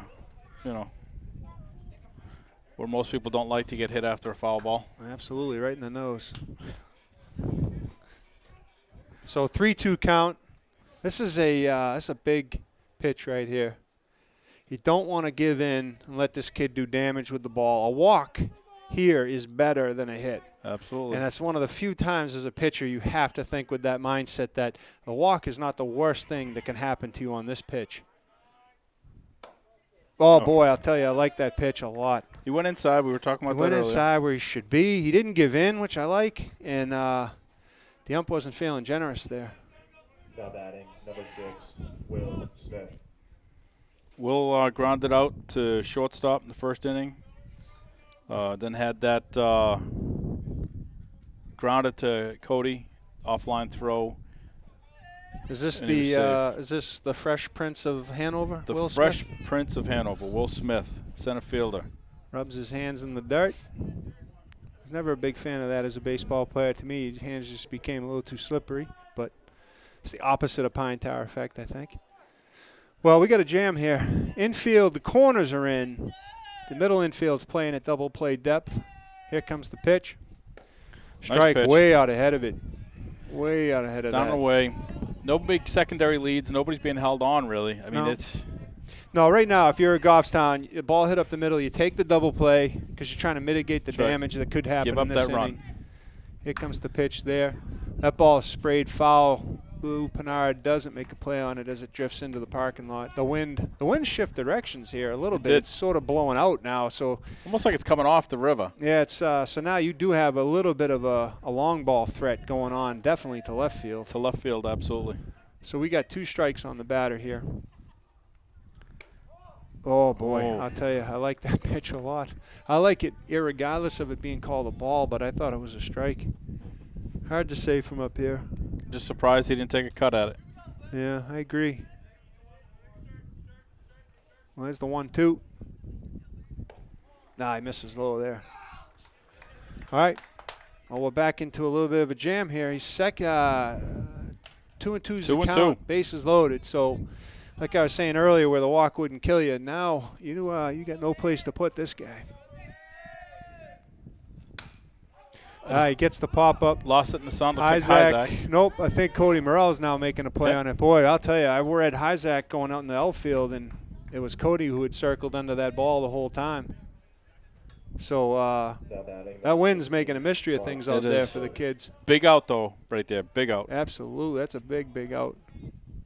In Hampers last time up, he was ground ball, unassisted to Smalls, the pitcher, and he grounded. Actually flew out to Isaac in the third.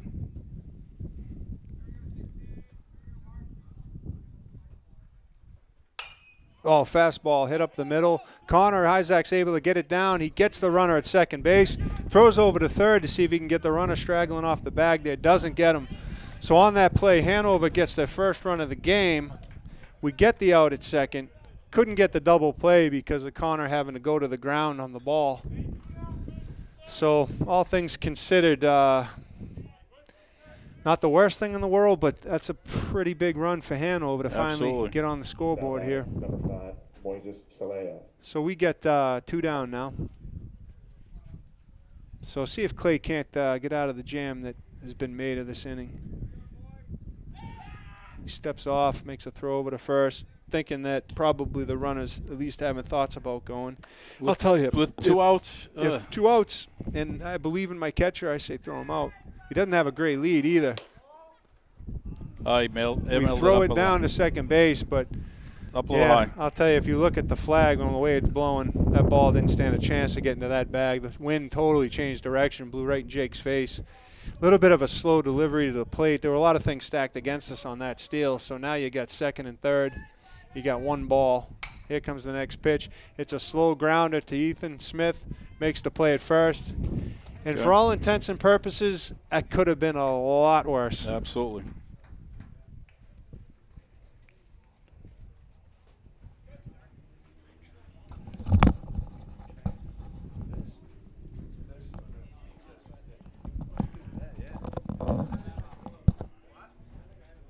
"45 pitches in 2 innings.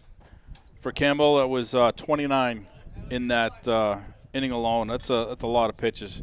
Yep. For the young sophomore. Yeah, like I said, I'll tell you, though, that could have been a lot worse. And so it had the makings. Yeah. It had the makings, but to only have 1 run, that's huge. But right now, Goffstown just needs to put up some crooked numbers and get some hits. Absolutely. Enough's enough, right? Yep. I'd like to see a little bit of small ball mentality here for Goffstown maybe where, now it's sort of about just getting that run back, Sometimes you have to spend the first 5 innings of a game trying to get as many runs as you can. You get to the late innings like this, and really you just want to try to win the game. Absolutely. Another run here, it'd be big. It'd be big because they haven't scored in a little while now. Since the second inning? Second inning. But we have 3, 4, 5 coming up. There's absolutely no reason we don't get people on base. This is the 3rd time they've seen this kid, and he's not throwing anything spectacular with curveballs. God bless you, curveballs. Or second pitch. He's thrown the curveball. It has stayed up high, but he's thrown it just so they see a different pitch. Isaac in his last at-bat was off balance the entire time. I'll tell you, but for a freshman, Paul, his first 4 games, I think I only saw him get out once. I mean, he was off to his hottest start as a young any hitter could be. But you know what? He's human. So the last game or two's maybe brought him back down to earth a pinch. I'd love to see him get started here. The other thing I'd love to see him do is get that catcher to back up. I don't know if we can capture that with the camera, but watch when this when the catcher creeps down, how close he is to the plate. The Connor's awful up in the box. So think about what you've done. You're taking 60 feet 6 inches. Right. You're shrinking it down to what, 58 feet 6 inches or 59? So as a pitcher, if you're throwing 85 miles per hour and you take a foot of distance off of that, you've probably made it 86, 87 in its perception to the bat. I'm not a big fan of it. Here comes the pitch. He pops it up, foul.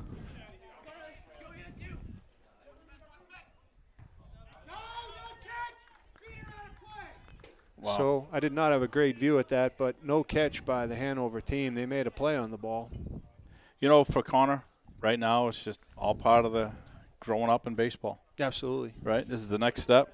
I just don't want him to feel I've got to blow by people. I have to, relax, let your athletic ability take over and your skills. He's extremely talented young man. Absolutely. There's no more talent on this baseball field than him. He pops it up to left field. The ball appears to go out of play again, so he's got 9 lives in this at-bat. We've got to cut a hole right here or do something. Absolutely. One of us hits a lottery. Fix this. I agree. This booth. I agree. We had to close the back window here because of the wind, which was an awful nice breeze. Now it's blowing back in. It doesn't know what it wants to do. Oh, boy, that's a ball hit the left field. That thing's got some legs on it. It goes back. It's going to fall deep past left field the at the warning track. At the warning track. So Connor sort of labors into second base. I wondered if he had. No, I thought he might have been hurt there for a second, the way he came into second, but probably just let up because he saw there was no other advancement to make. So I'll tell you, that's a big hit for him. That's what I like to see. No more, no person here has more ability than him. So I like to see him get back to it. Now he's put us in a good situation. Man on second. Cody Morrell up to the plate. Nice double to left.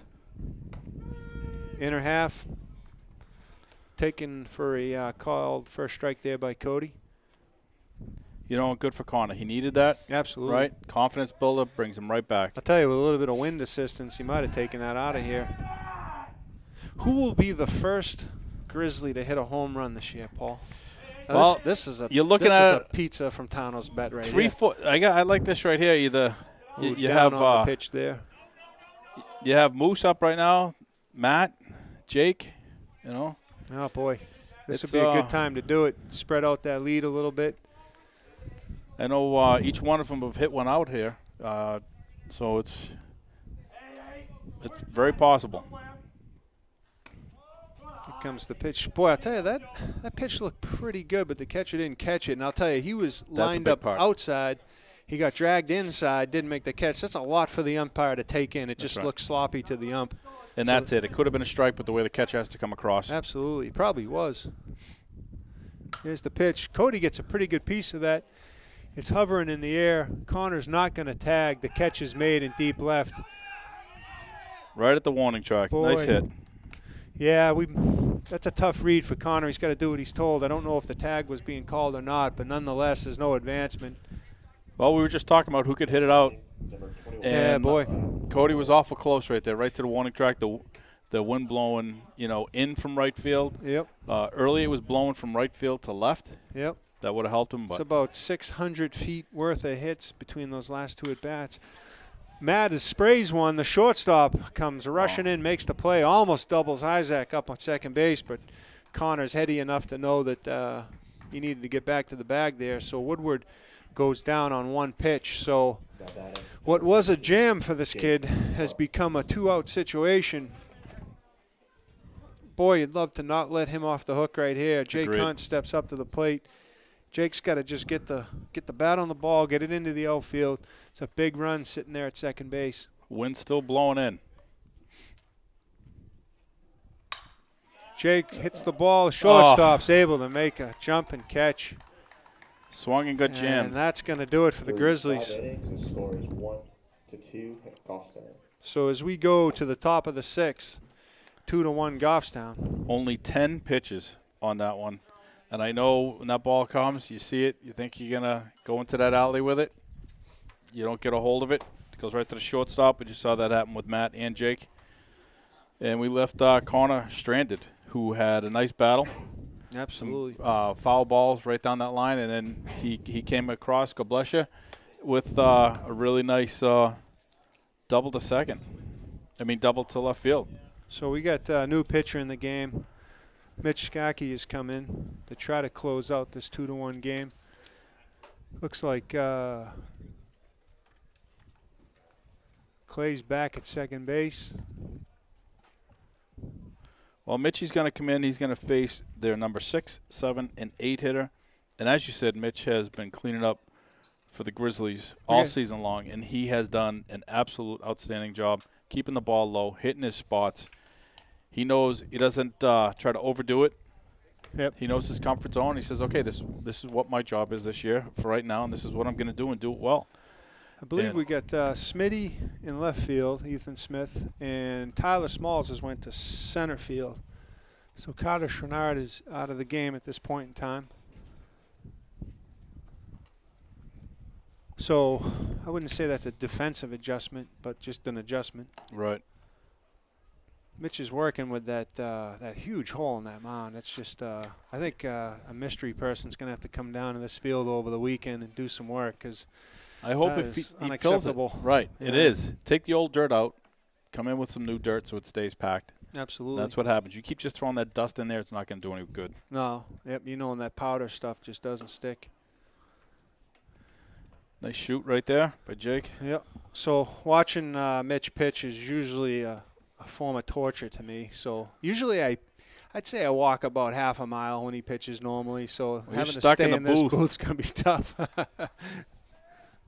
Now batting number 1, Nick Starasta. Well, I'll tell you, for Clay, he had 45 pitches, 1 K, 2 walks.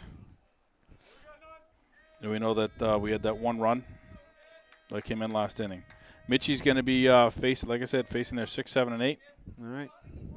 With a 2-1 game going on here in the top of the 6th. He looks in. Here comes the pitch. Whoa, misses big time there. Right over the batter's head. So not a bad way to start. That tells the kid, hey, I got no idea where the next pitch is going. Nick Lelouch, right? Yeah. Misses a little bit low there. Mitchie's good. He keeps composed, doesn't overly smile, doesn't get down on himself. No. Ah, boy. He's got a jam going here, though. It's all right. He keeps the 3-0. ball low. That's what we want. I'd rather him miss low than miss belt high. Yeah, Mitch's whole life, we would take him places he wanted to go, and his expressionless way he would view it. It's been, that's classic, that kid. It's just how he sees the world. Here comes the 3-0 right down Broadway. Which is what you expected. I know he did some visiting at some academic powerhouses in Boston. Tufts, Yeah. Boston College, right? Yep. Mitch, we were talking about it. Nice pitch Boy, right comes there. right back down Broadway again. Gets the swinging. So this would be a nice comeback if he can keep it simple. I'll tell you, Absolutely. one of the Mitchie's strengths is location, and hopefully he can go back to that right here. Right there. Boy, I thought he had him. Oh, so did Thought he Jake. had him. Jake just popped up to throw that to third base. You know, usually the ump's going to err on the side of the pitcher in that situation where he's battled back from 3-0. He puts a pitcher right on the corner and then just doesn't get it. David Singh. Not sure where he missed. Again, this is why I like the we'll have the advantage to watch this on the GoPro tomorrow. Yep. Or this weekend because that looked good. Obviously, I'll talk to Jake tonight when he gets home, but he's a little biased, you know. He likes to take care of his pitches. I agree. So the turn to attempt a bunt there was failed. Sort of chopped at it a little bit. It's the right move, right? You have your It's a seven-hitter good up. strategy. You've been down in the game the whole time. You're kind of chipping back. You're 2-1. You just got a leadoff walk, which is not a great way to start the inning for Goffstown. And so, hey, bunt him along to second base. Mitchell. Almost looking caught to him. get He him. caught him leaning there. Yeah, he's got a pretty slick pickoff move. He can get a little fixated on it sometimes. He knows the kid's thinking run. He just saw the bunt. He's no dummy. But he's giving the catcher a chance, holding him on, letting the runner know, hey, I'm not afraid to throw at you. Cody Morrell moving up. He throws over Another nice again. throw. Good movement by the Goffstown defense.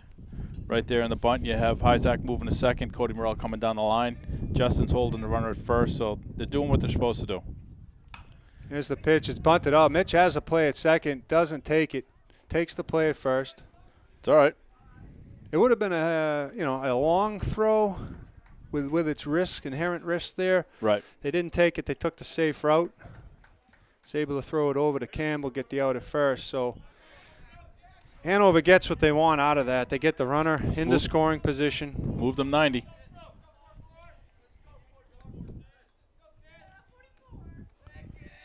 Here's the first pitch, low and away. Is this no, this is they've made a substitution here, right? With 44. Who's in for Braxton McNulty, who was their catcher. Mitch jams him there. So what you'll see out of Mitch, and it's hard to see on the camera, I only know it because I spent so much time with him, but he has a two-seam fastball that looks like a fastball, but at the last second it bites in on a right-handed batter's bat. So you see him jam a lot of kids.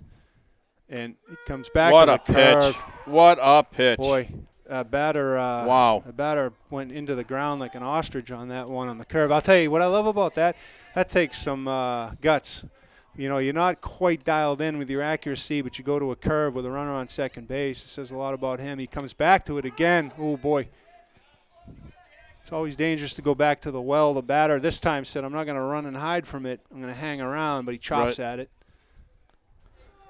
So right now, you know, normally I'd be chirping through the fence at him. But hopefully he can read my mind and throw, maybe we'll go back to that inside fastball or a two-seam here. He gets the slow grounder down to Cody. Cody looks. He's got the runner in a jam. This could be a huge out for Goffstown. They got the runner in the pickle. They're going to get him. They got him. Now, We'll Hanover gets the other runner to second. That's actually a really heady play, Paul, by the other runner, because what you did there was you just traded the situation. Absolutely. The out's going to happen no matter what. Cody's either going to get it at first or he's going to get it there. That runner takes advantage of the pickle taking so long to close. Smart baseball move. Very smart baseball move. He just made the best out of a bad situation. Cody was smart to look over. That kid, I'll tell you, he didn't hide the fact that he was thinking of going to third there. He's practically in Cody's way when he went to field the ground ball. So 2 outs, man on second.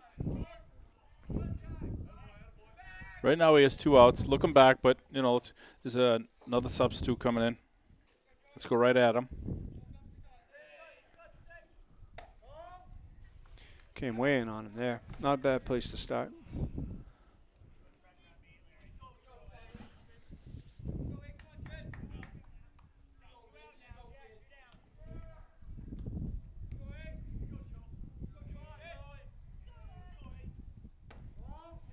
Nice curve. He opened his arm on there. The curve went way outside. So he's in a 2-0 hole here to this batter.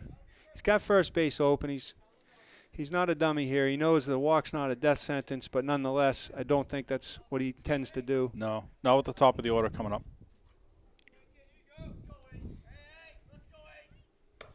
There you go. There you go. Absolutely. Boy, the ump took a little bit of time there, at least from my perspective. But we got the called strike.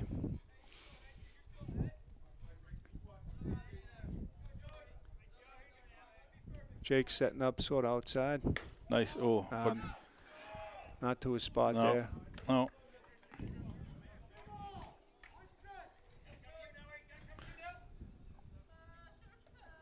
You don't want to give in here. You don't want to throw a meatball, but at the same time, you're going up against the number 9 hitter. You don't want to give him a free pass. That's right at it right there. Right down Broadway. I mean, so what I've learned there is I'm going probably back somewhere in that spot.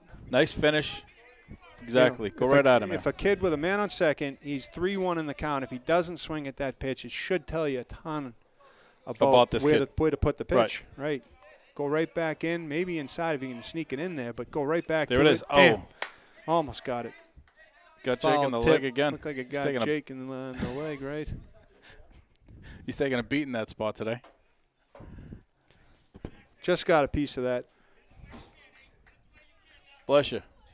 It's all this allergy season right now.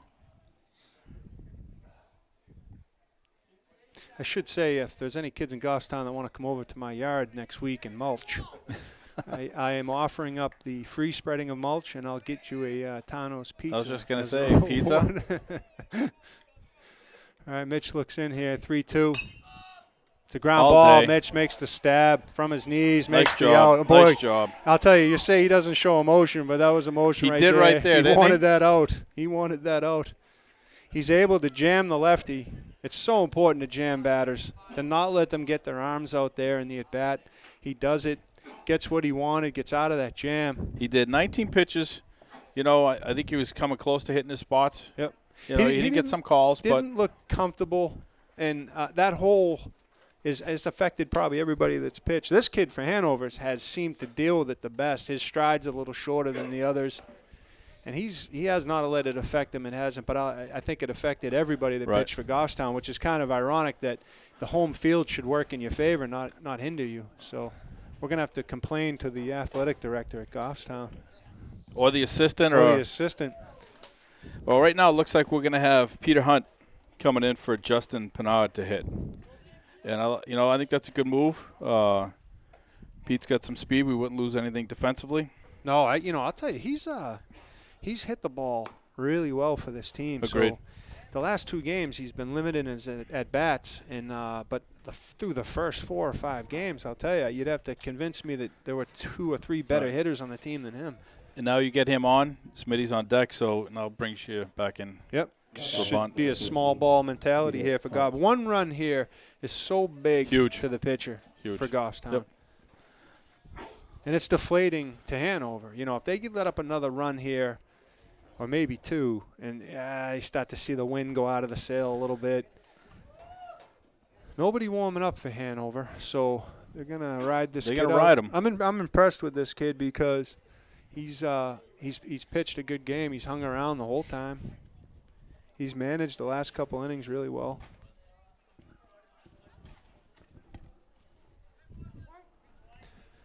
Now Peter digs in there.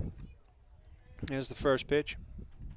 High, inside, ball one.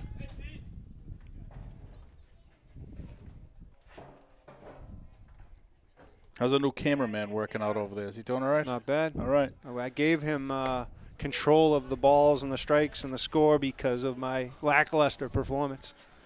It's so hard to try to call every pitch or weigh in on the game and then also keep that darn thing updated. Ooh, I don't know about that one, I'll tell you, John. that we haven't gotten that pitch call either way all day. So I know Petey's a tall kid, but that was up there. Yep. That one was not. That one was in the dirt. Sometimes I think the ump actually between innings, they look at their phone, they say, hey, the Celts are on in like an hour. I want to get going. I still got to get dinner. My wife told me I got to vacuum tonight. I got so much to do. And he says, hey, you know what? That's a strike now. Ooh, boy. Ooh, that hurt the catcher. I'll tell you. That You hurt can hear the a lot catcher. of skin on that one. Yep. Yeah. Yeah. Hey, Paul, at what game will we begin the take me out to the ball game from the booth led by you? From the booth, I know, right? I'll be the first one out there. Next between the six, what's the top of the seventh? Well, if we were playing a little better offensively, if it were 9-1, then I would No, say. is this the top of the sixth or the top of the this bottom of the sixth? Bottom of the what am I sixth. talking about? I think Coach Lawrence might be okay with it, but we're struggling offensively. He might look up and give me yeah, good point. Good point. that eyeball. My wife gives me that look enough. I just got my wrist slapped for taking control of the innings there for a second. I was way out in left field, to use a baseball pun. All right, well, full count here. Here's the pitch to Peter. Oh, wow. Oh, boy. Nice pitch. Yeah, you hate to take that one. Boy, oh, boy. Now batting number Well. 10, Ethan Smith. We got one down now. Ethan Smith steps up to the plate. We got to get bad on ball here. We got to get aggressive. For a kid coming off the bench, you hate to see him take a call at third strike because it's time to get up there and be aggressive. Boy, this kid's back in the rhythm now. He is. When he's in a rhythm, you see maybe 83, 84, 85, right down the middle, and then he'll sort of leave it. Right there's an off-speed pitch, hit down to shortstop, comes up, makes the throw. Ooh. First baseman had gotten pulled off the bag a little bit, but was able to recover. And just like that, we got two down. But you want to know what? You're right. That was a nice play by the first baseman. Got pulled off the bag. He made sure he brought that leg back. Yep. Now batting number 7. So up to bat Scott. now is Mitchell Skaki. He's struggled. He just hasn't found a comfort zone, and as a pitcher who pitches late in games, he's got to represent more with his at bats because he's putting his coach in a predicament of. You got to be tempted to pinch hit for him if it's 2-2, if it's 1-1. But how do you pinch hit for the kid? You're supposed to be closing the game. Right. So he's got to get himself out of it. He'll come around, like all of them. I think offensively we clearly have struggled. Yep, the whole team has. So, and once you start seeing a couple of kids get hot, it's infectious, right? Yep. And it's also the other way. It's infectious if you're not hitting the ball. Right, no doubt about it. He's very selective. He likes to work the count, but sometimes he lets the best pitch go. And right now you got two balls, one strike. I think this is the best pitch he's going to see. We'll see if I'm right. And he let it go. You know what they say, history is the best indicator of the future, right? Well, after you're done vacuuming, when you guys are sitting down. Right. And so now he has to swing at the pitcher's pitch. Grounds it to short. He's able to beat it out, though. He's going to make it a turn. Boy, he better hustle, though. All right, he's able to get there. So I'll tell you what, lucky is better than good every day of the week. He's a speedy little bugger, so he's on second base now. Well, Paul, what do they always say? It's the bat on the ball, put it in play. That's right. Make the defense make the play. Make them make a play. And right now we have Tyler Small coming up. As a parent, that was really a victory for me because I get to give him a hard time about not swinging at the previous pitch, yet he got on base. You finished positive. Yes. It's a win-win, as we call that in the parental game. What's going on down there? We got look to be some type of distraction slowing up. Matt play. Woodward is warming up right now in the bullpen. Yep, I like that. Matty hasn't thrown in considerable amount of days. He's most likely Monday's starter. So I would imagine that's why they'll give him short work today. You get that inning. Yep. He didn't throw yesterday. That's become a trend by Coach Lawrence where when Mitch is closing these games, he's going multiple innings. Right. And so I've seen Coach warm up the next game's pitcher because he should throw anyway. He should throw to get the cobwebs out of his system, and now he's there in case we need him to close this game out.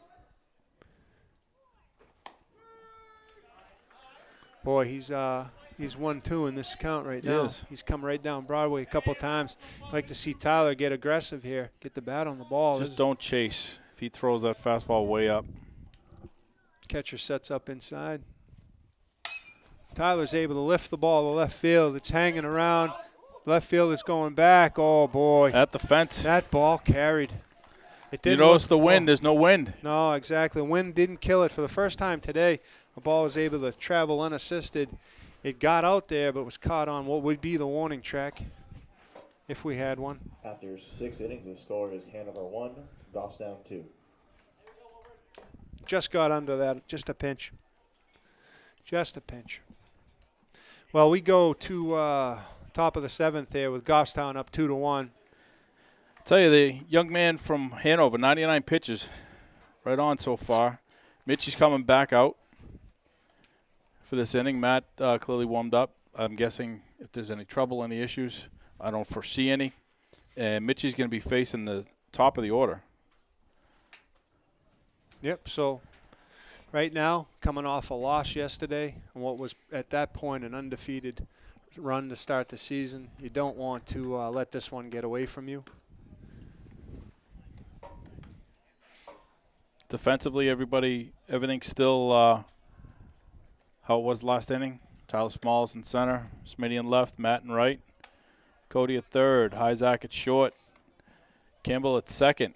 Peter Hunt, though, has come in, who we said earlier when he batted for Justin Pinard. He's at first. Mitchie pitching, Jake behind the plate.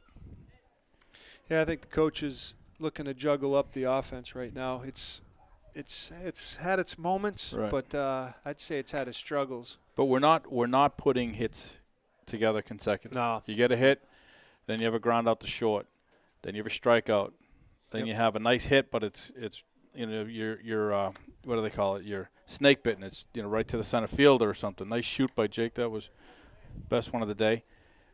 But we need to put it together. We need to string these hits together. Right. And this kid's pitched a good game, but again, not to silence us for only 2 runs. No, they left some ducks on the pond, as they say. Now batting number 10, Charlie Goodrich. Well, you don't want to see last inning sin repeated here. You want to get the leadoff hitter. You certainly don't want to walk him.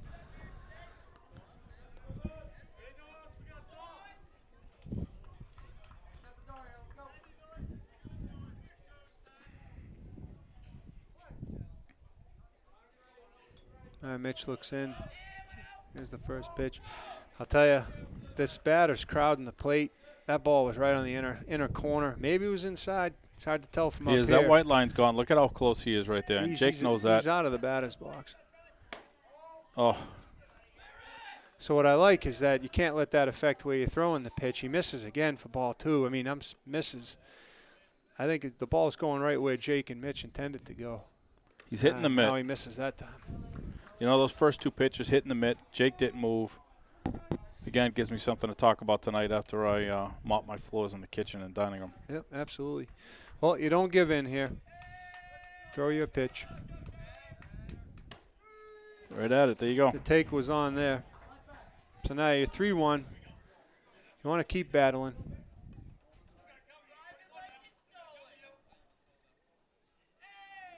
Nice pitch. Boy, I'll tell you. He's clawing back, Yep. right? Yep. The Something to be said for that. It's been 5 pitches. Batter hasn't swung yet. So I think I know what he hopes the outcome is here, so I'm going right after him if I'm the pitcher.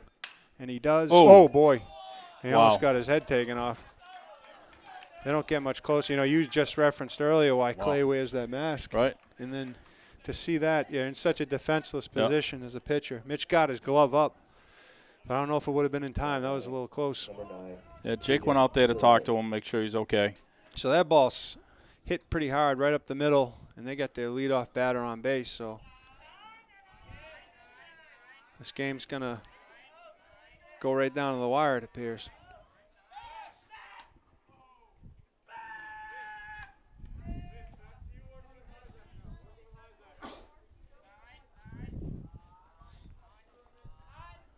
Jake's trying to call something defensively with Mitch and Isaac, obviously anticipating this kid probably taking off. Good-sized lead right there. Here comes the first pitch. Nice bunt. Pretty nice, good, nice bunt right in front of the plate. Boy, I'll tell you, Peter, who hasn't played a lot of first base this season, was in the wrong place at the wrong time on that throw. Clay Campbell, I love what he must have just done. Not only did he cover, but he told Pete to get the heck out of the way of that throw because Pete went down like somebody had shot him. He got out of the way. They got the out at first. That would have been an absolute travesty to not get an out on that play. It was a terrific bunt by their batter. I agree. Ball died right in front of the plate. It's exactly where you want it because it forces the catcher of all people to have to come up, make the play, make the throw. You know, nice throw, but you're right. Pete came too far down the line. He's not going to get back. But Clay Campbell, baseball smart, came over and took first base. So Mitch is going to have to earn his money today. This has been a jam in the 6th, and now there's some pressure in the 7th. He looks in here. The nice curve pitch right there. Buckles the feet of the batter again. So we were saying the other day, looks pretty good, I guess. Nothing wrong with leading off the curve, right? Nah, Kid wasn't expecting that. Huge fan of leading off of the curve. Puts a lot of thoughts in the batter's mind about what's coming next. He's awful. Did it again. Oh, boy. Goes back to it. He's up on that plate. I'm not sure where that missed again. I think Jake just asked him where it missed. And it might have floated a little high. I liked it. It might have hovered up a little too high. But, boy, there's a lot of creeping on the plate here by this batter, too. See what Mitch does here. Here comes the pitch. I had some juice on that one. He reared back. That's a good idea. I like that. He climbed it. Batter wasn't as aggressive as maybe you would have hoped he'd be. Change the eye level, right, how we seen that pitch come in. Yep. So 2-1's the count. I'd like to see that two-seamer here. Just jam him. A curveball fouled down the left field line. You can see the batter. He's uncomfortable, but he's hanging around, and that's always a bad sign for a pitcher. Yeah, but you know what? They have this kid guessing. His bat speed was off the way he swung and tried to hit that one. To me, I don't want to go back to that here. I want to try to finish him off. But he does. Straight he goes up. Back to the curve. The ball's hit in the air. Cody's coming in. He's got plenty of room. Hey, watch third base, everybody. Yep. So Cody. Isaac was at third. I'll tell you, you know what the luxury there, Paul, was that was his dugout that he was going for that ball because his team sort of walked him into it. You know, if you go into the visitors' dugout, you can't believe a word they say to you. Now batting, number 16, Mark Hampers. It's like going to your in-laws' house. You know, oh, can't goodness, believe a word. Words coming out of their mouth. Spoken. All right, well, 2 down here. Mitch looks in. He's got the lefty up again. Oh boy, pass ball. To the dirt. That wasn't what you wanted there. So the tying run's now 90 feet away. Mitch hasn't looked terribly comfortable. For a kid that does not walk a lot of people, he just looks a little out of sorts. We want to know what? He hasn't had many balls into the dirt like that, so no. It is what it is.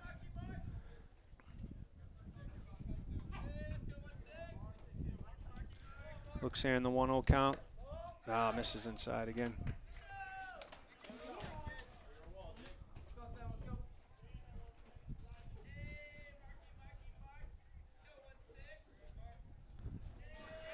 Well, 2-0. Mitch looks in. Ball's right to hit down Isaac. To shortstop. Fields it with one hand. Makes the throw there to we first. Go. Nice they stretch. Get the out. Boy, I'll tell you, it came down to the wire, but they did their job. They made the fundamental plays. It was everything they didn't do yesterday they did today. They hung around, made the fundamental plays. Mitch gets the save, I think, is 4th on the year, so Final comes score, out unscathed again. 1, Goffstown 2. Well, I'll tell you what, Mitchie looked good. I can't blame a kid for throwing one, into the dirt, the other batter's box. He's been in control for 4 or 5 games that he's pitched. Yeah. No issues at all. He's done a great Absolutely. job. He only walked one kid. What I like about Mitch when he pitches is he lets the previous at bat go, and he doesn't let it get in his head. You know, he doesn't make bad into worse. Right. And that's a trait that's awful good to have in a relief role in particular. And I think that's what Coach Lawrence sees in him is he doesn't get flustered. He just comes back to what he knows what to do, tries to get in the strike zone, throw his pitch, put it on the handle. Well, that's what you want from your closer. Absolutely. He has to come in here, no matter what the position is at, and just shut everything down, take control, which he's done it for 1 inning, 2 innings, and he did for 4 innings the other day. Yep. It's good to see Connor get back to his usual ways at shortstop. He had a nice hit today, but more importantly, the kid's a natural fielder at short. I think he's terrific shortstop, and so he made the plays you're supposed to make at short. You know, he made that one look easy. That's a bouncing He'll get ball more on an comfortable. uneven field. Once he realizes he doesn't have to do it all himself, he'll continue to get more comfortable. Yep. You know, he's not going to blow the ball by everybody. He's not, you know, he's got to move a little bit faster. He'll get it. It's his first time up here. He's a freshman. Right. And he's developing himself. But overall, defensively, much better. Yeah. Offensively, we're still struggling. That's an issue. And I know Coach Lawrence is thinking the same thing. If we are, he is. Yep. But I think we're looking good. Right now we have the weekend off. You have home chores you have to do. Yeah, I have to do not only housework, but then I also have to do the yard work. So it's just put the boys to work. It's endless at times, Paul. And I know Mike torturous Santoro's with his family. They have his son had hockey, so he wasn't here. But the three of us will be back at it next week for Monday. Monday is St. Thomas Aquinas, which I believe is in Dover. It's away, right? So We are that's an playing away away. game. Right. Wednesday's game is against. Let's look it up here, folks. Wednesday, Co-Brown Northwood is a home game on May the 3rd. So we will see you on May the 3rd. And then also the 4th and the 5th are both home games against Wyndham and Portsmouth. Folks, if you are watching this, that's a great stretch of days to come down and support your local team because that's about as big a 2 to 3 games as these guys will play all year, and it'll tell them a whole lot about where they're going down the road. Absolutely. We'll know where we stand by next Friday. So since Mike's not here, we took the helm and John, on behalf of John Skokie and I and Goffstown Grizzly Baseball and our new cameraman, Will Sasso. He did a great job today. Everybody have a great weekend, and we'll see you folks next week as Goffstown wins 2-1. Have a good weekend.